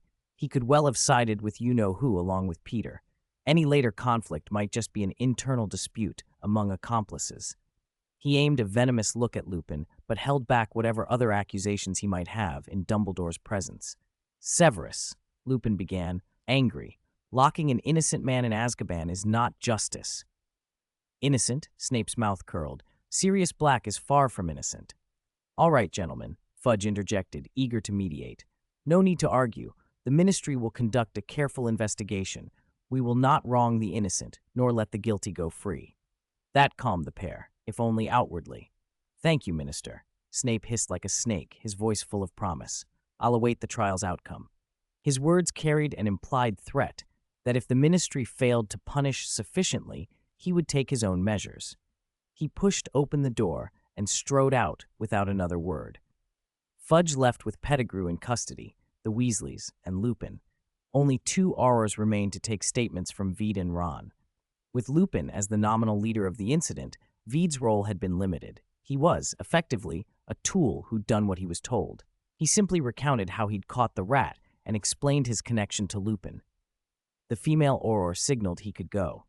Ron's questioning took much longer. Standing in the corridor, Veed turned toward the window and used the light to look at the small rectangular scrap of parchment he held in his palm. On it, a tiny dot was moving slowly. The locator token Veed had invented for positioning purposes had only sold modestly, mostly to a few parents who bought them as talismans to keep track of their children. Veed, of course, had kept various templates of the device for himself. After getting hold of the Marauders map, he redesigned the token using the map's magical patterns and circuitry.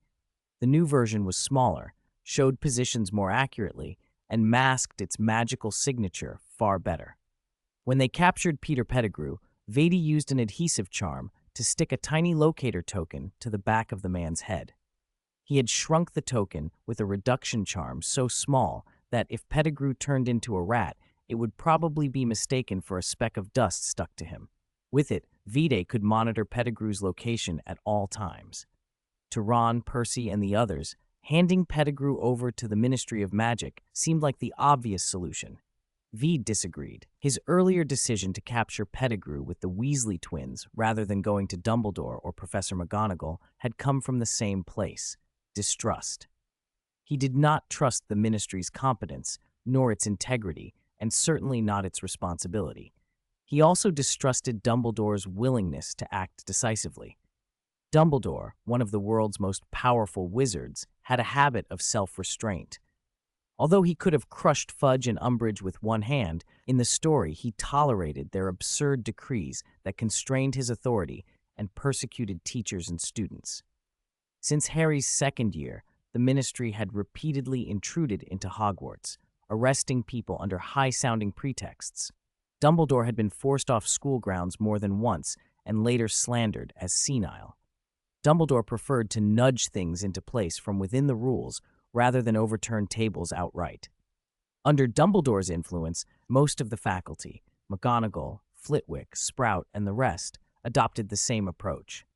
If Pettigrew were taken to Dumbledore, he would be questioned privately and then handed over to the Ministry for investigation and trial.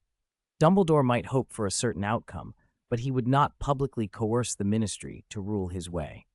He would try to work within the law first, rather than issuing an ultimatum. "Fudge, do this, or I will make you step down." That legal restraint was a blessing when the powerful acted fairly. But when the authorities were incompetent, manipulative, and unaccountable, the law offered little protection. Veed could not rely on Dumbledore, and he was not going to sit back and comb through obscure statutes to hope that the Ministry would do the right thing in time. Regret was useless. Mistakes had a price.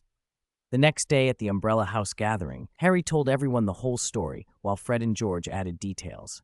Since the Great Escape game, the twins had joined the SSC, their spell work had improved dramatically, and in spare hours, they even studied alchemy with Veed. "You should have called us," Michael complained.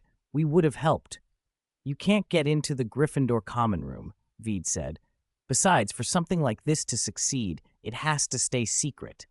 What if Wormtail overheard us planning it?" "So the celebrated hero was the traitor, and the one who was locked up was framed," Ryan said. "Yes," Harry replied softly. Lupin told me that Sirius Black is my godfather. I wonder what he's like. 11 years in Azkaban, Theo said, sympathy in his voice. I can't even imagine. What is Azkaban like? Harry asked. It's the most terrifying place there is, Theo whispered. A wizard prison. They have Dementors guarding it. Dementors? Harry still didn't understand. Them, Theo said, voice dropping. They feed on happiness. They make you relive your worst memories. He shivered. My uncle was in Azkaban for 3 months once. He almost went mad when he came out. Said he'd rather die than go back. Harry's face tightened. If 3 months could nearly break someone, what had 11 years done to Sirius? Still, Harry thought, resolutely, even if my godfather has been broken by Azkaban, I'll take care of him. If Sirius went mad protecting our family, that was his responsibility, and it was what Harry's parents would have wanted.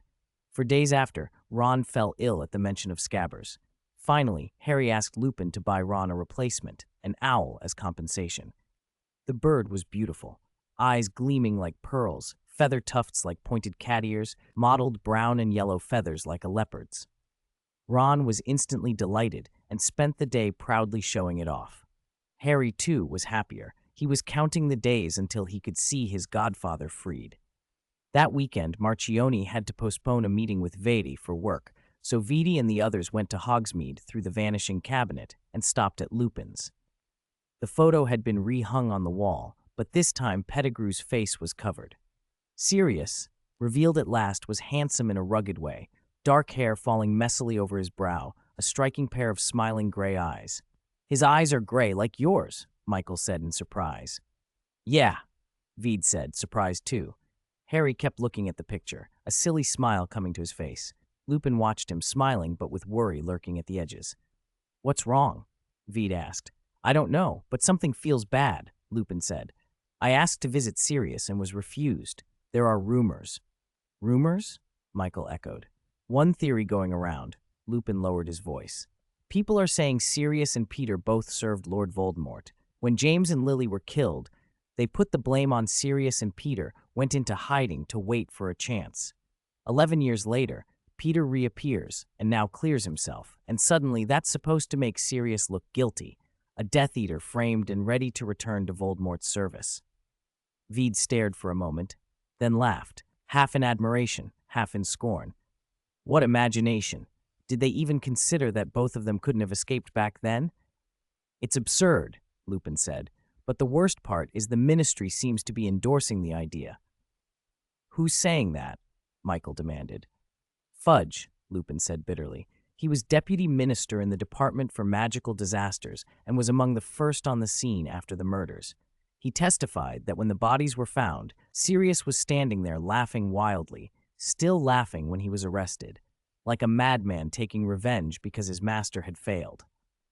Most of the House of Black, except Sirius, were staunch pure-blood supremacists who sided with Voldemort.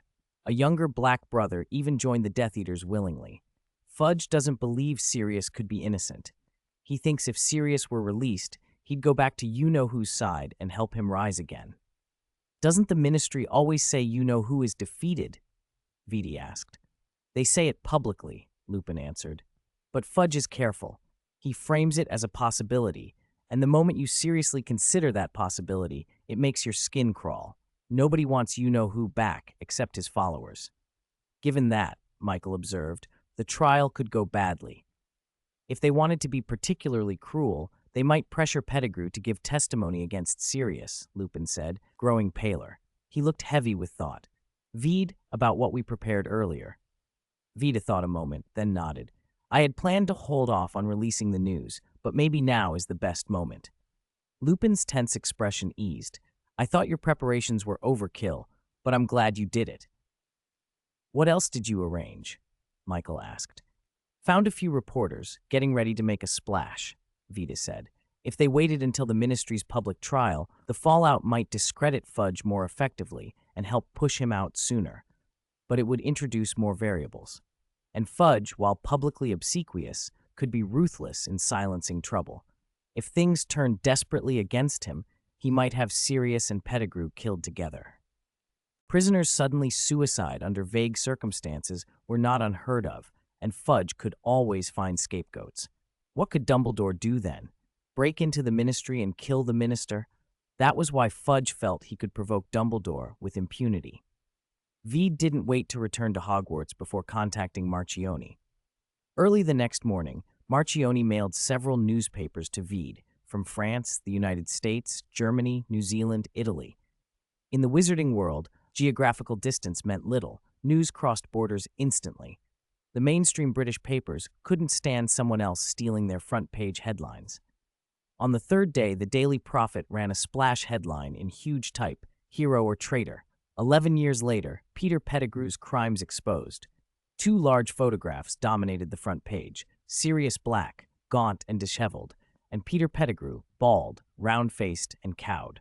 Veed was pleased to see that the reporter had almost entirely mirrored the foreign coverage, telling the dramatic, mysterious story in a way that kept readers questioning. Anyone who read it would be led to conclude that Pettigrew, once honored with the Order of Merlin, was the real traitor, and that the ministry had made a grave mistake. When the newspapers arrived, the Great Hall buzzed. Students were barely eating as they discussed the story. Most of the professors had papers and muttered among themselves, though several who had been involved in the original case already knew about Pettigrew's capture. Many others did not. Vady finished his meal and went back to the room of requirement, taking out the slightly warm locator token. He opened a paper-thin communication from Marchione. Marchione, a reporter contacted me. Fudge is very unhappy with their report. The ministry has forbidden them from promoting Sirius as innocent and is putting a lot of pressure on the paper. Vady, wasn't it Barty Crouch from the Department of Magical Law Enforcement who sent Sirius to prison without trial? If we shift the blame to him and downplay Fudge's role, the ministry might object less. Marchione, did you not want to undermine Fudge's authority? Just a temporary measure. There will be plenty of opportunities to bring this up again later. Marchione drew a thumbs up on the paper, then wrote, "This will reduce a lot of resistance. I'll persuade them to cooperate. Vady, tell them I can pay more. Then there will be no problem." A pause, then Marchione's next message. "One thing I'd like to ask. Why are you doing so much to exonerate Sirius Black? You don't even know him." Vady took a long time before answering. Laws are supposed to protect the innocent. If the enforcers willfully twist the law to persecute people, and we have the power to change it but look the other way, then when it happens to us, who will speak for us? After a long pause, Marchione replied, "I look forward to meeting you next weekend, Vade. 2 in 1, one update today. I have some things to attend to these days, so updates might not be very steady. If I must take a leave, I will explain it in the related works section." As long as there was money to be made, there were always reporters willing to print stories those in power would rather forget. Once the arrow of blame pointed at Barty Crouch, the ministry's previously uncompromising stance softened considerably. Crouch had once been head of the Department of Magical Law Enforcement and a promising candidate for Minister for Magic, Fudge's most powerful rival. But after Voldemort's fall, when Crouch's son was discovered to be a Death Eater, Crouch had sent him to Azkaban himself. The scandal cost him his prestige and his shot at the ministry. Now he was head of the Department of International Magical Cooperation, a post more like a foreign ministry, dealing mainly with trivialities like the thickness of imported cauldrons and differing prohibited item standards. Reporters did not fear retaliation from Crouch. They painted him as ruthless during the war and began digging into other names sent to Azkaban without trial. The ministry, happy to have someone else shoulder the blame, let them. On camera, Fudge even wiped away tears and proclaimed he had trusted the wrong person. The ministry's attitude toward Sirius remained ambiguous, but public opinion had shifted so decisively, along with Dumbledore's intensive efforts, that they were forced to act. "Lupin says Sirius's trial should be reopened after Halloween," Harry told his friends. "A lot of people think he's innocent. There's a good chance he'll be acquitted." Michael knew Harry always heard the best possible version of things. He asked Vade quietly, "Is that really true?" Vade nodded.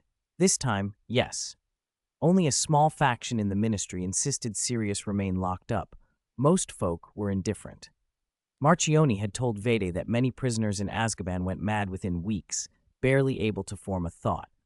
For those people, releasing a likely deranged man, especially one who had been wronged, was no concern. Students at Hogwarts didn't know the full political context. They only saw press coverage of Sirius Black, his schoolboy photos printed beside the headlines. His good looks and tragic story won him sympathy, especially from the girls. Gilderoy Lockhart, never one to miss a chance for self-promotion, took to talking about Sirius in his defense against the dark arts lessons, claiming a personal friendship with the Marauders. "I warned them about Peter Pettigrew," he said dramatically, "but of course I was not heeded.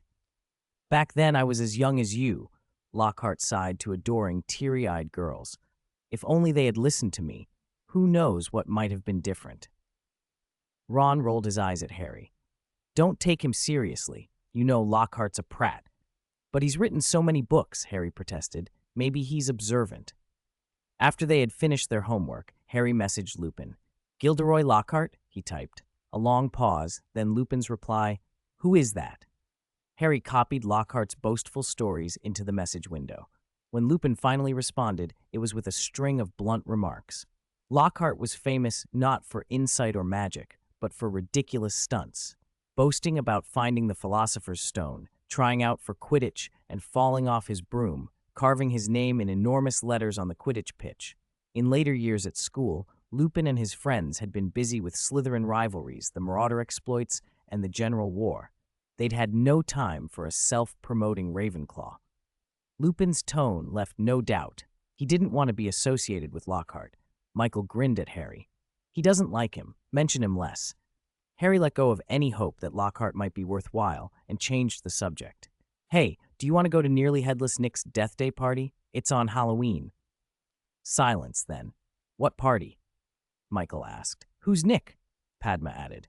"Nearly Headless Nick, the Gryffindor ghost," Neville explained. "A ghost Death Day party?" Padma wrinkled her nose. "Won't there be a lot of ghosts?" "Probably," Harry said, then tried to sell it. "This Halloween is Nick's 500th Death Day. Think about it. Halloween comes every year, but a 500th Death Day happens once in a blue moon. Don't you want to go?" Michael squinted. "You've already said you'll go?" "I have." Harry glanced at his friends with hopeful eyes. "I want to go," Hermione said at once, excited. "Is anyone else going, Harry?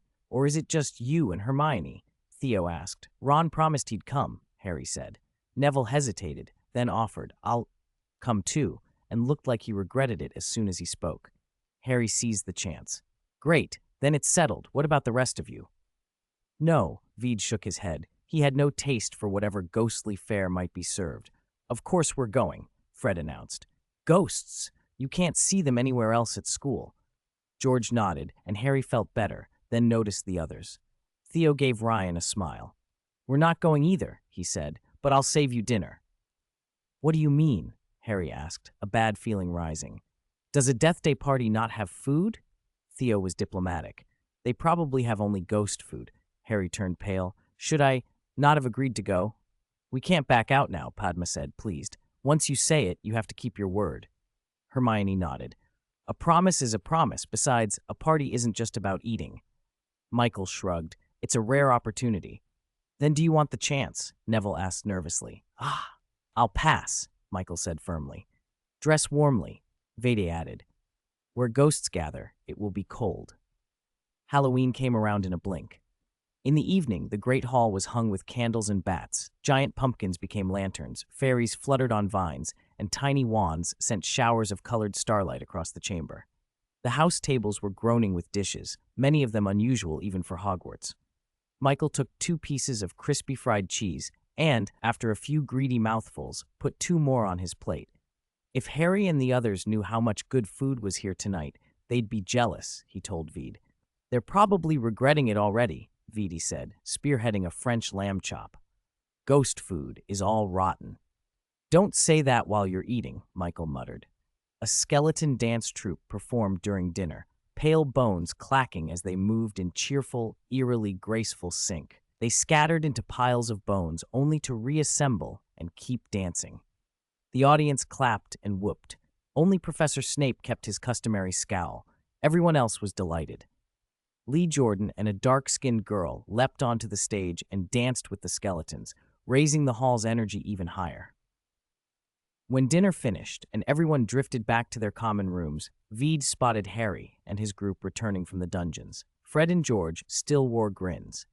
The rest of them looked battered.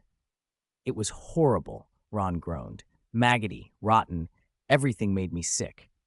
Theo and his friends laughed and offered them food they'd taken from the Great Hall. Thank you, Harry said, stuffing sandwiches into his pockets. But I can't eat. My nose feels bunged up. Can't smell a thing.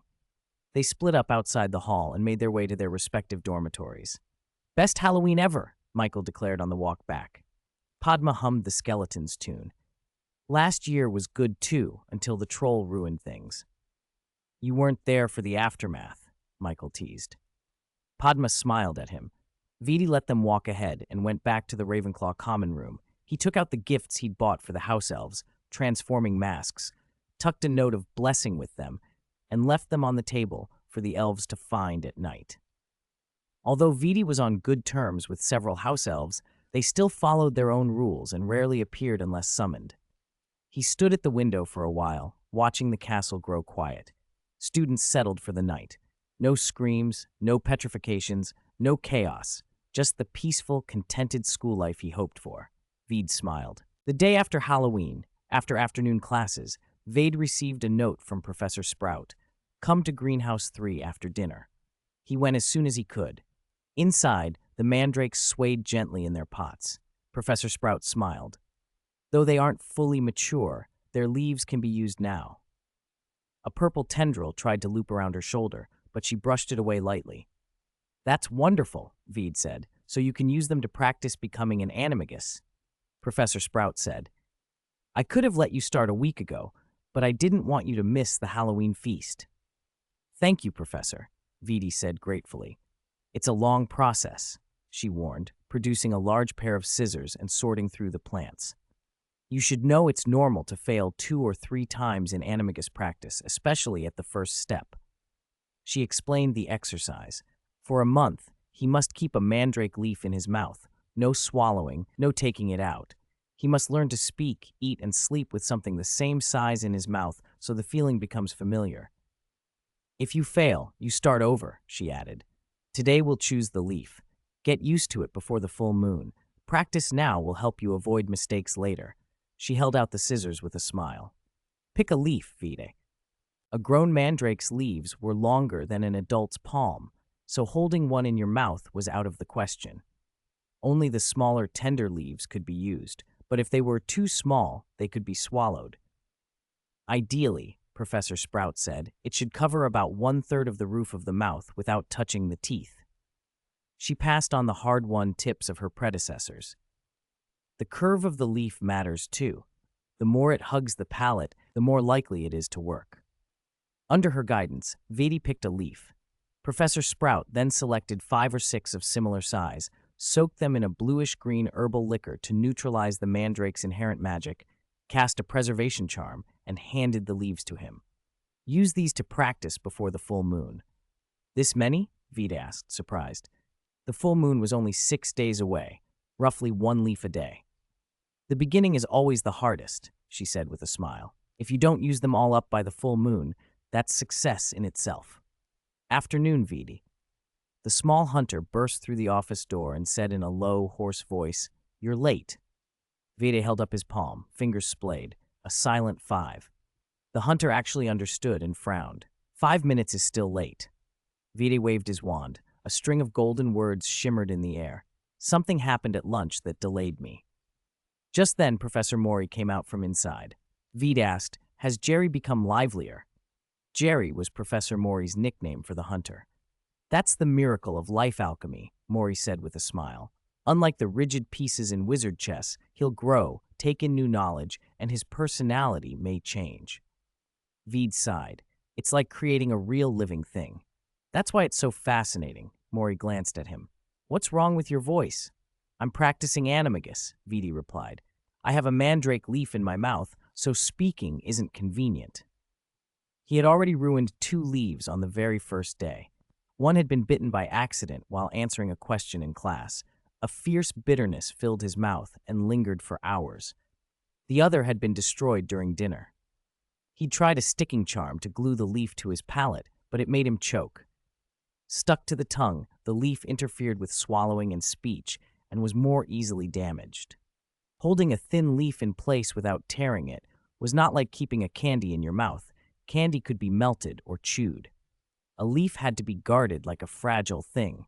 For the moment, he'd given up on speaking and had even used a disillusionment charm during lessons so professors wouldn't suddenly call on him. Animagus? Maury shook his head with mock disapproval. Dangerous and pointless. Once you transform, you're limited by the animal's body and can't cast spells. Why bother? It's amazing to be able to become an animal, Vade answered, and learning Animagus helps with transfiguration. Maury indulgently shrugged.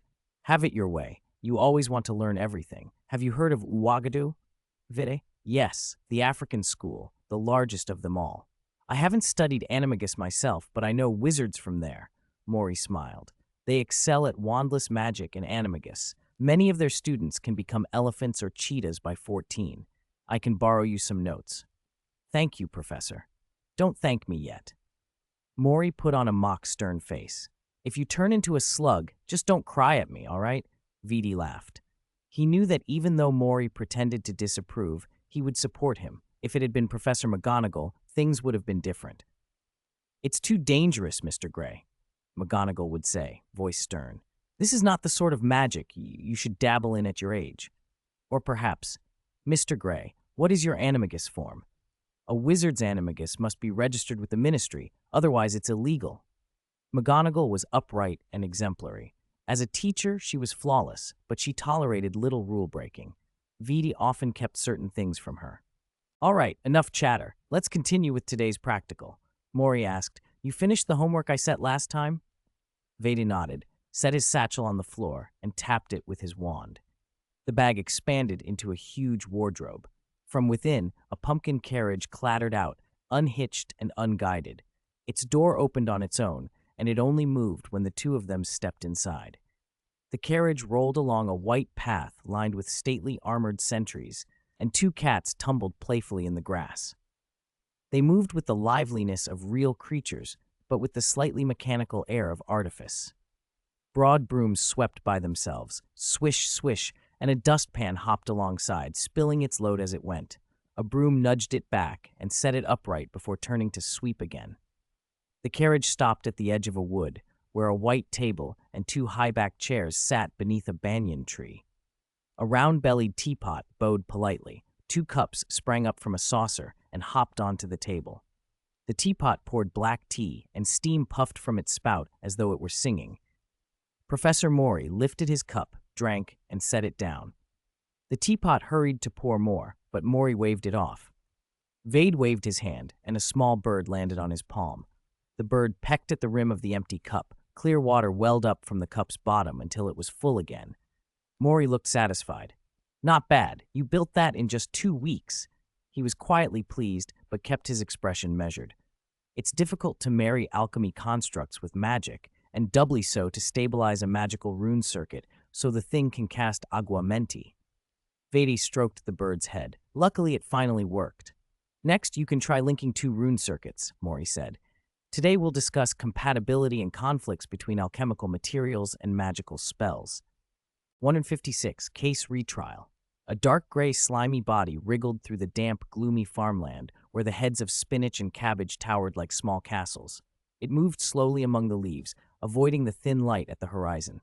The sun was about to rise, and it didn't want to be exposed. Suddenly, a hand shoved the leaves aside. A huge child leaned over, peering down. "Look, a snail!" he shouted. "No, that's a slug," another, even taller boy corrected, using a pair of tongs to lift the soft creature. "Slugs with antennae are useful for brewing scab ointments," he said, "but we'll have to dry them first." They set it in the sun. The scorching light beat down on its back. The creature squirmed and twisted, gasping as if being sun-dried alive. Vidi bolted awake, ripping the blanket off. He flicked his fingers, and the candle by the bed flared to life. Cold sweat slicked his forehead. His mouth tasted bitter. He spat out a leaf. One corner of the 3rd mandrake leaf was missing. He told himself it had just been Professor Maury's joke about slugs. Still, dreaming that he'd become a slug in his sleep felt horribly real. Could it be some kind of premonition? Vede pushed away the thought, threw open the curtains, and climbed out of bed. He waved his wand. More than a dozen sheets of parchment lifted into the air, grew, and stuck to the wall. Images of eagles in various poses spread across the paper. Pop! The candle holder turned into a carved eagle perched on a branch. Pop! Eagle motifs appeared on the wardrobe. Pop! Cloud patterns swirled on the desk legs, and a dozen eagles with wings spread lined the tabletop. Every surface he could see was covered with eagles. Vede snorted inwardly. Get lost, slug. He was a Ravenclaw. If he were to transform, he would be an eagle, not a slimy slug. After 10 minutes of silently reassuring himself, he lay back down. The weekend was set for his meeting with Marchione. The weather was unexpectedly fine, and most of the school rushed to the playing field. Some students heckled from the sidelines. Vede, let your insect army attack too. Yeah, we've got tactics ready. Just waiting to beat them. I've seen so many spiders and cockroaches now, I'm not even squeamish. There was still time before their arranged hour, so Vede made an okay gesture and headed to the vegetable patch for insects. Instead, Fred Weasley handed him a glass jar with a grin. Saved you the trouble, Fred said mischievously. Give the newbies a proper fright. Vede peered into the jar and went speechless. Besides ants and common spiders, it contained fluttering moths, grotesque devil's flower mantises, fat white silkworms, slender centipedes, and, tucked in a corner, a gray-black slug. Vede stared. Fred winked. Pretty good, right? I worked hard to collect them. Professor Flitwick leaned in to inspect. He nodded with delight. Excellent. It's a pity we don't have more students participating. He stood, waved his wand, and expanded the playing field's boundary several times. Students watching from outside were suddenly included as participants. The Weasley twins realized they were trapped. Eh! Fred blurted. Wait, I want out! A few Gryffindors who'd been boasting bolted for the edge. Pop! The glass jar shattered, and the insects inflated. A 3-meter devil's flower mantis tapped its forelegs and gave a strange echoing cry. The slug writhed, then flattened itself over a stunned student, smothering him in slick slime. Ah! Terrified screams tore across the field. Vede felt an odd, guilty relief mix with the adrenaline. He could almost enjoy the chaos. By the time the second match started, participation was unusually low. The bugs had returned to their normal sizes and concealed themselves, but the damage was done. Several Hufflepuffs kept asking Vede, and only after he promised the insect army wouldn't attack again did they creep into the field together. Many students lay around recovering from shock. Some sat quietly and cried. Vede walked through the crowd without feeling guilty and headed back to the castle. He'd planned to go to Hogsmeade, but few of the others had the energy to sneak out. On the 8th floor, the room of requirement held only Harry. Vede paused, surprised. Harry answered his look with a tired smile. I wanted to ask Lupin about the case progress, so I didn't go to the field. Lucky I didn't. They apparated through the vanishing cabinet and arrived at Lupin's house in an instant. Marchione was already there, sitting on the sofa with Lupin and sipping tea. Remus, Mr. Marchione, Harry greeted warmly. Is there any news on the case? Public trial next Friday, Lupin said. Mr. Marchione brought the information. The odds of winning are very high. That's wonderful, Harry exhaled with relief, then hesitated. Could I attend? I'll ask Dumbledore for you, Lupin said gently. He'll understand how important that day is. It's far more important than one class. Harry brightened at once. Marchione smiled, inwardly pleased. The boy who lived, the savior of the wizarding world, whose parents had been killed in that betrayal, sitting in the audience would have an effect on the judges. His presence, his preferences, and his clear green eyes could quietly influence those deciding the case. It was an open, honorable tactic. What remained uncertain was how Sirius, the legendary godfather, rumored to have gone mad, would react if he saw the boy there. Leaving Lupin and Harry to sort attendance details, Marchione and Vede moved to the study. Marchione's curiosity got the better of him. Vede, he asked, what about that alchemy project you mentioned last time? You said you were preparing to show it to me. It should be finished by now, right? Vede smiled but said nothing. A voice suddenly chimed in from his shoulder. The farthest distance in the world isn't between life and death, it purred. It's standing right in front of you, and you don't notice me, meow? Marchione turned in surprise. A tiny cat had emerged from behind Vede and settled itself on his shoulder. It was barely bigger than an egg, all white fur with a slight curl framing its head and bright emerald eyes. Its long, slender tail twitched as it licked a paw. Marchione looked from Vade to the kitten and asked, "Is this the one?" "How rude! It's Meow who's speaking to you, Meow." The kitten sniffed indignantly. "I'm Vade's new creation. My name is Alice, Meow, a pocket magic puppet pet, the future trend of the whole world, Meow." Alice jumped down, trotted in a perfect circle on the table, and announced, "Meow doesn't need baths, doesn't need feeding, is always clean and pretty, and can provide close companionship. Isn't that wonderful, Meow?" "Of course, Marchione's gaze flicked between the man and the cat. He chose to address Alice. "Why are you introducing yourself to me?" "Vede is practicing animagus, Meow." Alice gave a dignified little pat to Vede's sleeve. "He can't speak right now, so I'll speak for him, Meow." She tugged at a loose thread on Marchione's sleeve with one delicate paw. "So are you saying what Vede told you to say, or is this what you want to say?" "The master can control me to an extent, Meow," Alice replied, "but the personality traits I was given at the start affect how I act and speak, Meow." "What else can you do?" Marchione asked, interested. "There's too much to tell, Meow. I can explain slowly, Meow." Alice went on until Vede pressed a finger gently to the top of her head. Her proud pose melted into a calm squat on the table, her tail the only part still swishing. Vede drew his wand, and lines of text flickered into the air. "I don't know why, but when I made this, I didn't deliberately program a talkative personality, yet it chatters nonstop. This one is far too loud. I'll explain it myself." A pocket magic puppet pet is basically an upgraded wizard chess. It's primarily for companionship. It can converse with its owner and even help with things like typo checking, similar to an autocorrect quill. My ideal puppet should be able to report the weather, find routes, remind owners of schedules, tell the time, handle messages between friend accounts, play music, and so on. This is an unfinished version. The main function for now is conversation. I hope they provide emotional value to their owners, like family or friends. Because of the subtleties of the magic involved, each puppet's personality comes out completely different. "I've said it before, Vede, but I have to say it again," Marchione said, practically fizzing. "Your creations are always extraordinary. They'll make us a fortune." Vede's wand text appeared again. "One thing to remember, the cost and difficulty of producing a magic puppet are high. As long as buyers love them, those aren't problems," Marchione said with a grin. "Someone will always pay for it. Have you made others?" "Yes." Vede took a dragon hide pouch from his backpack. It wriggled as if something inside was alive. He opened it and one by one set out more pocket puppets. A fiery red fox strutted forward, head held high. "How could I demean myself by sitting in a dirty pouch?" It sniffed, tail fanning behind it, its narrow, irresistible eyes full of disdain. A silver-gray hamster ambled to the edge of the table and began gnawing on a biscuit, scattering crumbs everywhere, though it didn't actually need to eat. Then came a golden lion that stretched its lithe body and announced to Marchione, "Tell me your sorrows so I may turn them into joy." Marchione blinked.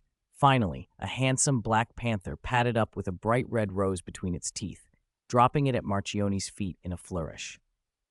"Before I met you, life was black and white. Then you appeared and gave color to my world. I will protect you, care for you, make you happy, whatever you wish." Marchione stared for a moment. "Is this a Casanova?" Vede's face betrayed nothing. Text appeared, dry as ever. "If you want to laugh, go ahead. These are all a bit odd." "No, it's not funny at all, Vede," Marchione said, eyes gleaming with the familiar light of enterprise. "Their variety is exactly the selling point. People will want different personalities." He focused on the panther, curious. "What determines their personalities?"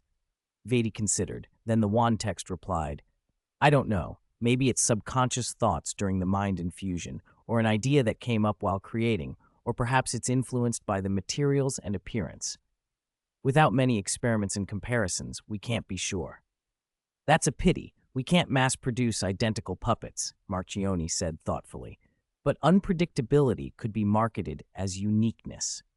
Each one is a collectible." He started scribbling ideas on parchment with feverish inventiveness. "Owners will want more than one pet. They'll build nests, No, luxurious villas. We sell matching furniture and gardens, clothing and accessories, friendship features, even weddings for puppets and family sets. Holiday outfits, tiny flying carpets or toy brooms, mini Hogwarts express trains, muggle cars and planes too. What if people wanted human-form puppets? A lover who would never betray them. Vidi watched as the list grew longer and more fantastical. Someone had once told him that the cheapest part of pet ownership was the animal itself. He could already picture Wizard's pockets being emptied by Marchione's marketing. Vide left Marchione with the crafting methods. Lupin and Aslan Magic Workshop would handle contracts, production, and logistics. Vide returned to his studies, working on alchemy to improve the puppets, practicing transfiguration for animagus training, and researching the Fiendfire curse. Lupin had promised to teach him Fiendfire, but was cautious. Vide had absorbed a great deal of theory and even written 3 papers, but he hadn't begun practical training. There was no rush. He had time and patience. He used a disillusionment charm to slip into the restricted section and read almost every book that mentioned Fiendfire. After charms, he consulted Professor Flitwick about controlling different fire curses. Flitwick had never burned half a city, but his mastery and inventive take on spells were invaluable. After several sessions, Vidi could make flames dance on his fingertips without being burned. For animagus work, he had been practicing with a mandrake leaf in his mouth for a long time, learning to speak and eat normally while it was there. The technique reminded him of stories of people holding sharp objects between their teeth and still talking. He couldn't do that level yet, but he'd learned a few tricks to avoid damaging the fragile leaf. At night, he used a little charm to bind his teeth. As long as he didn't chew, the leaf would stay put.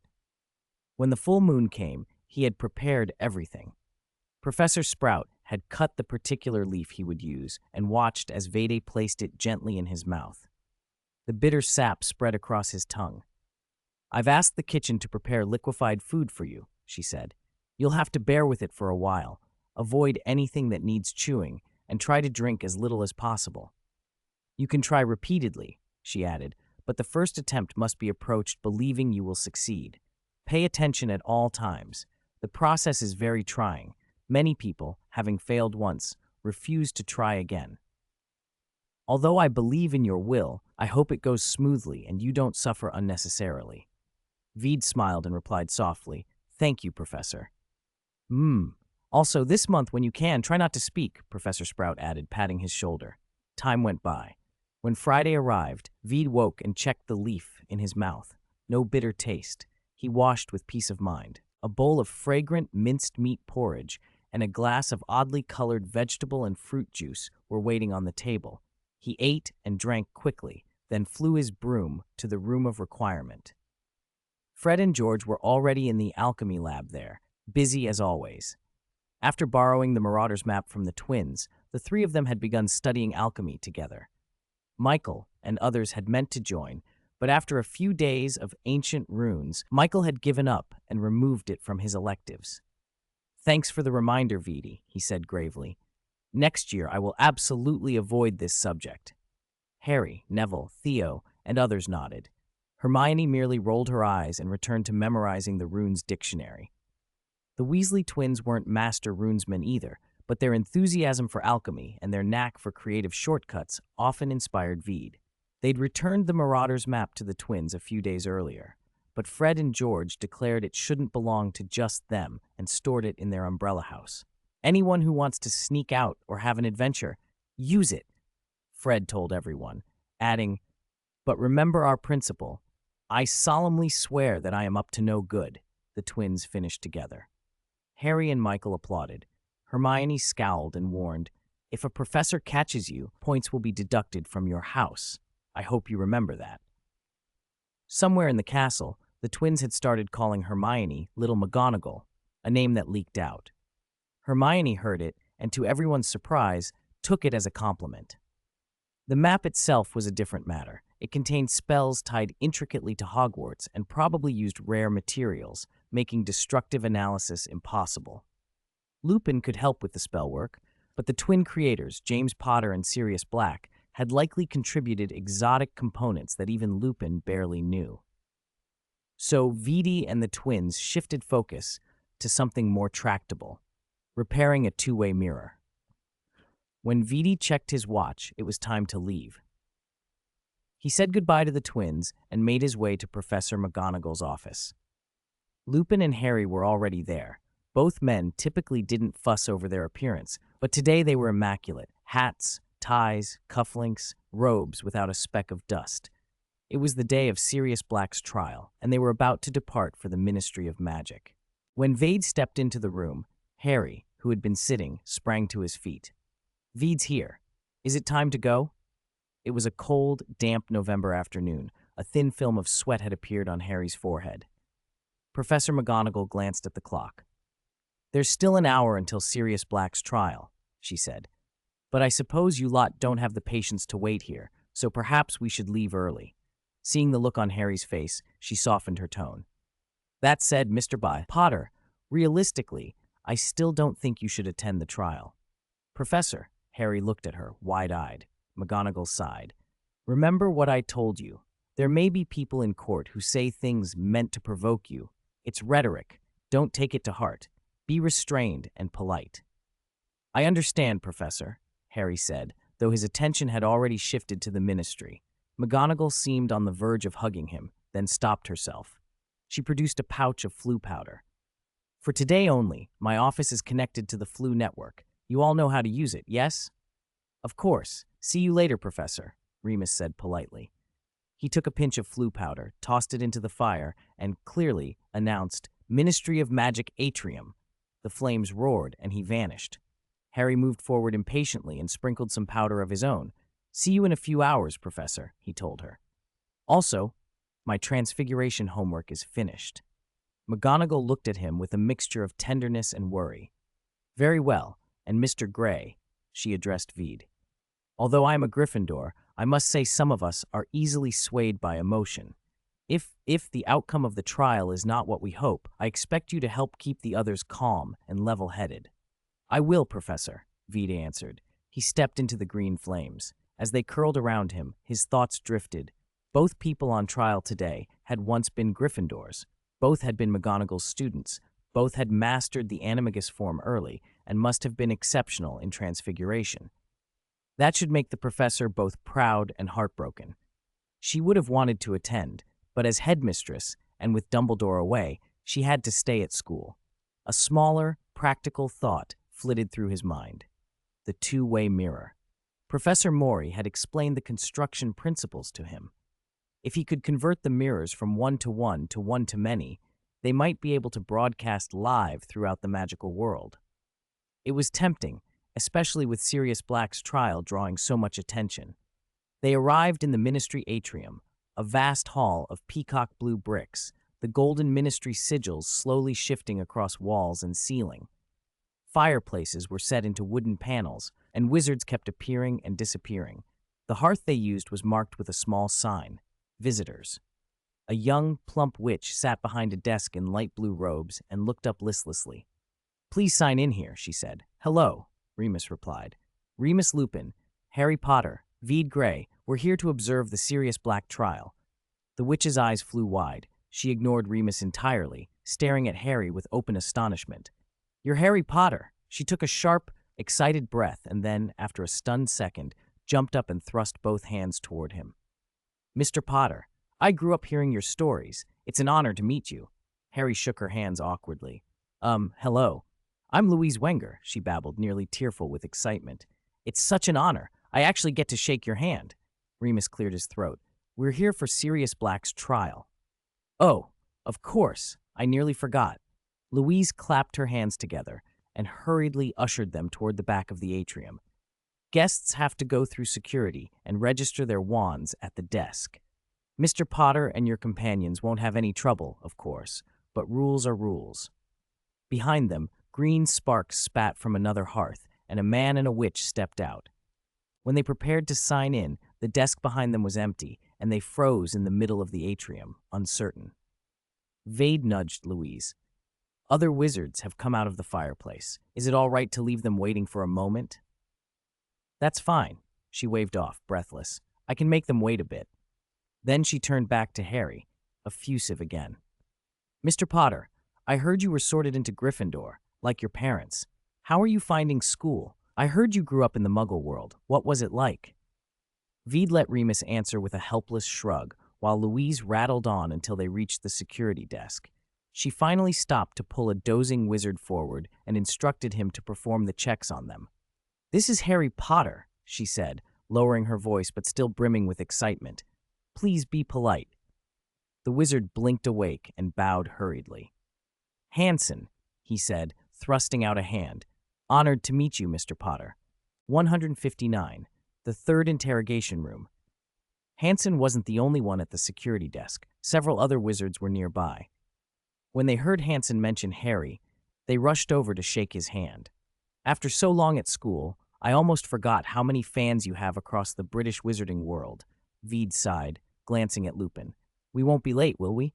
Lupin shared the concern. He squeezed through the crowd, struggling until he reached Harry. "Make way, please. We have important business. Clear the way." Harry adjusted his crooked glasses and asked, "Mr. Hanson, can you do the security check now?" Of course, of course."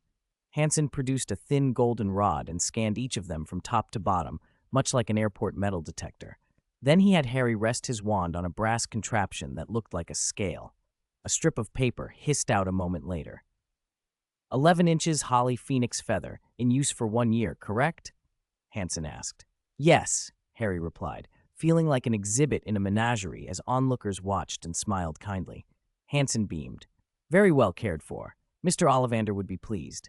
He handed the wand back and impaled the strip of paper on a small brass nail. When it was Lupin and Vidi's turn, Hanson adopted a more businesslike tone. "Cypress, unicorn hair, 10¼ inches, in use 21 years?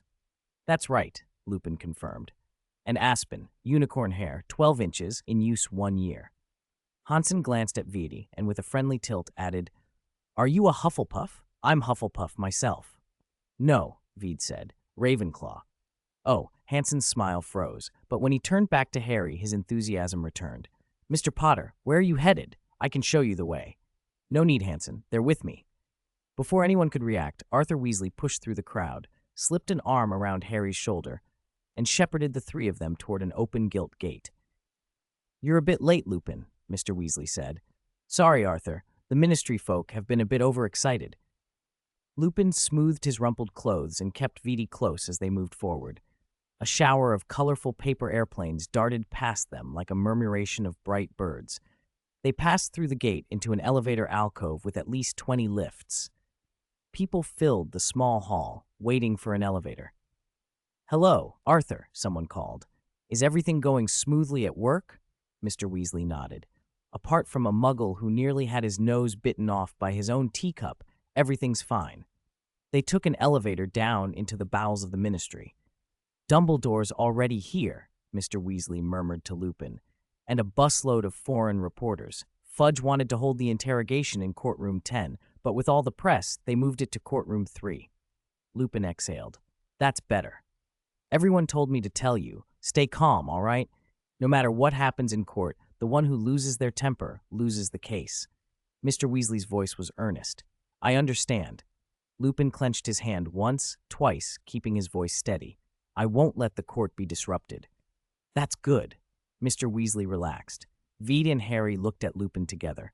Lupin had always seemed composed and rational to them. Even when others lost their temper, he remained remarkably even. Yet to some, he could appear ready to snap, perhaps because of how deeply he cared for his friends. Vidi had once thought Lupin had been the one led astray by the group, but sitting there now, he saw how wrong that impression had been. The elevator arrived quickly. They descended into a corridor cut from rough stone lit by torches and floated candles. The air was cold and damp. "Courtroom 3, Mr. Weasley announced, and pushed open a black door. The courtroom had been brightly lit for the occasion.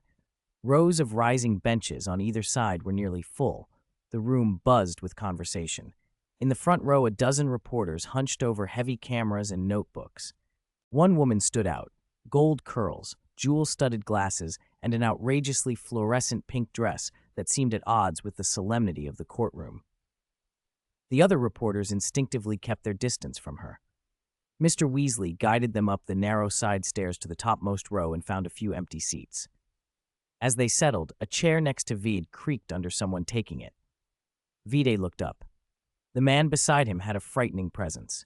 Gray-white, tangled hair, a face scarred and weathered, and a ragged mouth like a crooked wound. One eye, the magical one, whirled constantly, taking in everything with a restless, mechanical movement. When it swung toward Vidi, the sudden motion made him jump. The man chuckled in a dry voice. "Mind if I sit here, lad?" Even his politeness sounded threatening. Harry tensed, convinced he had the look of a dangerous dark wizard. Vede forced a smile. "Not at all. Please do." "Brave fellow," the man muttered, his magical eye flicking to Harry. He stared at the lightning scar on Harry's forehead for a moment, then fell silent. "Good morning, Moody," Lupin said, greeting him. "Retired doesn't make me deaf and blind," Moody replied, pulling out a curved flask and drinking deeply. "And Sirius was once my comrade in arms." He took another swig and fixed his single blue eye on the group at the front. "I'm going to make sure he's really innocent, or see if he's pulled some trick to fool you lot." 160. Trial Lupin was silent for a moment. He had always suspected Moody didn't mean simple so much as foolish. But trusting Sirius was natural to him. He'd been wrong about him for 11 years. Should he keep being wrong? The four of them had once stuck together, but closeness had varied between them. When Sirius had betrayed James, Lupin had hated him more than anyone. The moment he learned Peter Pettigrew was still alive, he knew he had been mistaken. He should have trusted his own heart instead of repeating what everyone else called facts. Moody probably couldn't understand that, so Lupin managed a smile and whispered, "I trust him."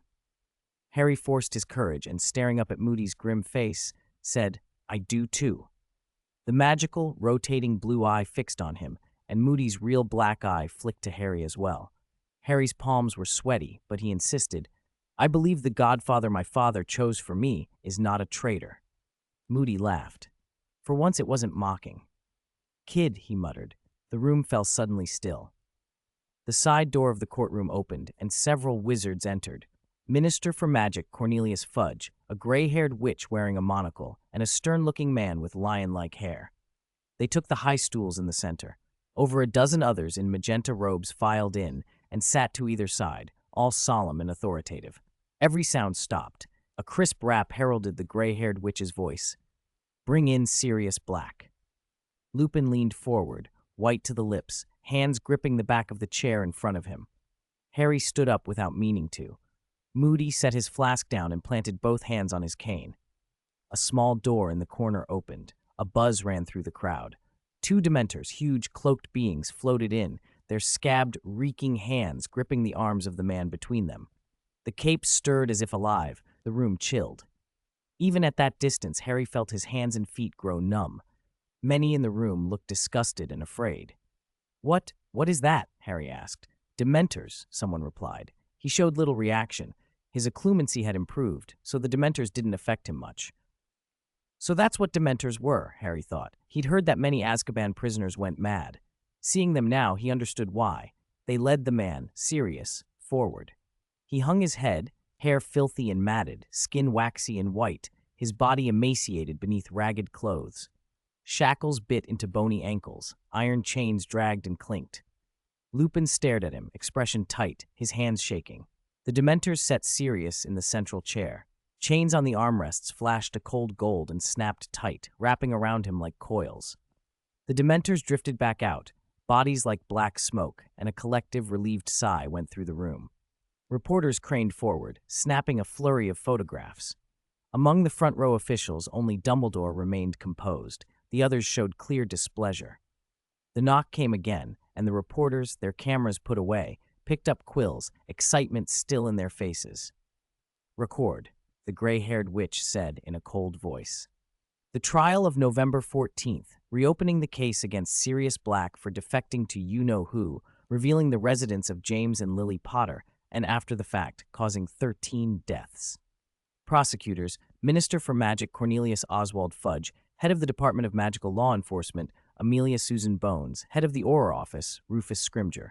Trial Recorder, Albie Rio Imma. Defense Representative, Albus Percival Wulfric Brian Dumbledore. Dumbledore, sitting to the side, rose. "Given the poor condition of the accused, Sirius Black, I will represent him. A faint murmur rippled through the chamber. Many of the Wizengamot in magenta nodded to Dumbledore. Fudge's displeasure grew plain. He looked around as if hoping someone would object. Amelia Bones and Rufus Scrimgeour remained silent. Fudge could only grumble. All right, Dumbledore. That's permitted." Dumbledore paid him no mind. He crossed to Sirius and laid a hand on the man's shoulder. The warmth of that hand seemed to pull Sirius from a black fog. He slowly lifted his head and looked at Dumbledore. Sunken eyes, dark and hollow, met the headmaster's. "Ladies and gentlemen," Dumbledore said, "I believe many of you will recall that yesterday we interrogated Peter Pettigrew. We permitted the use of veritaserum during that questioning," Dumbledore continued.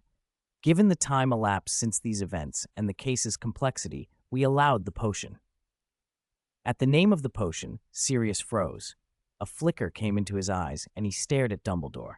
Some in the courtroom leaned back, worried he might lunge at the old man. Dumbledore did not step away.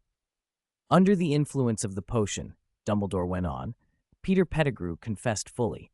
He admitted he was the Potter's secret keeper and that he revealed their whereabouts to Lord Voldemort." Sirius Black let out a hoarse roar.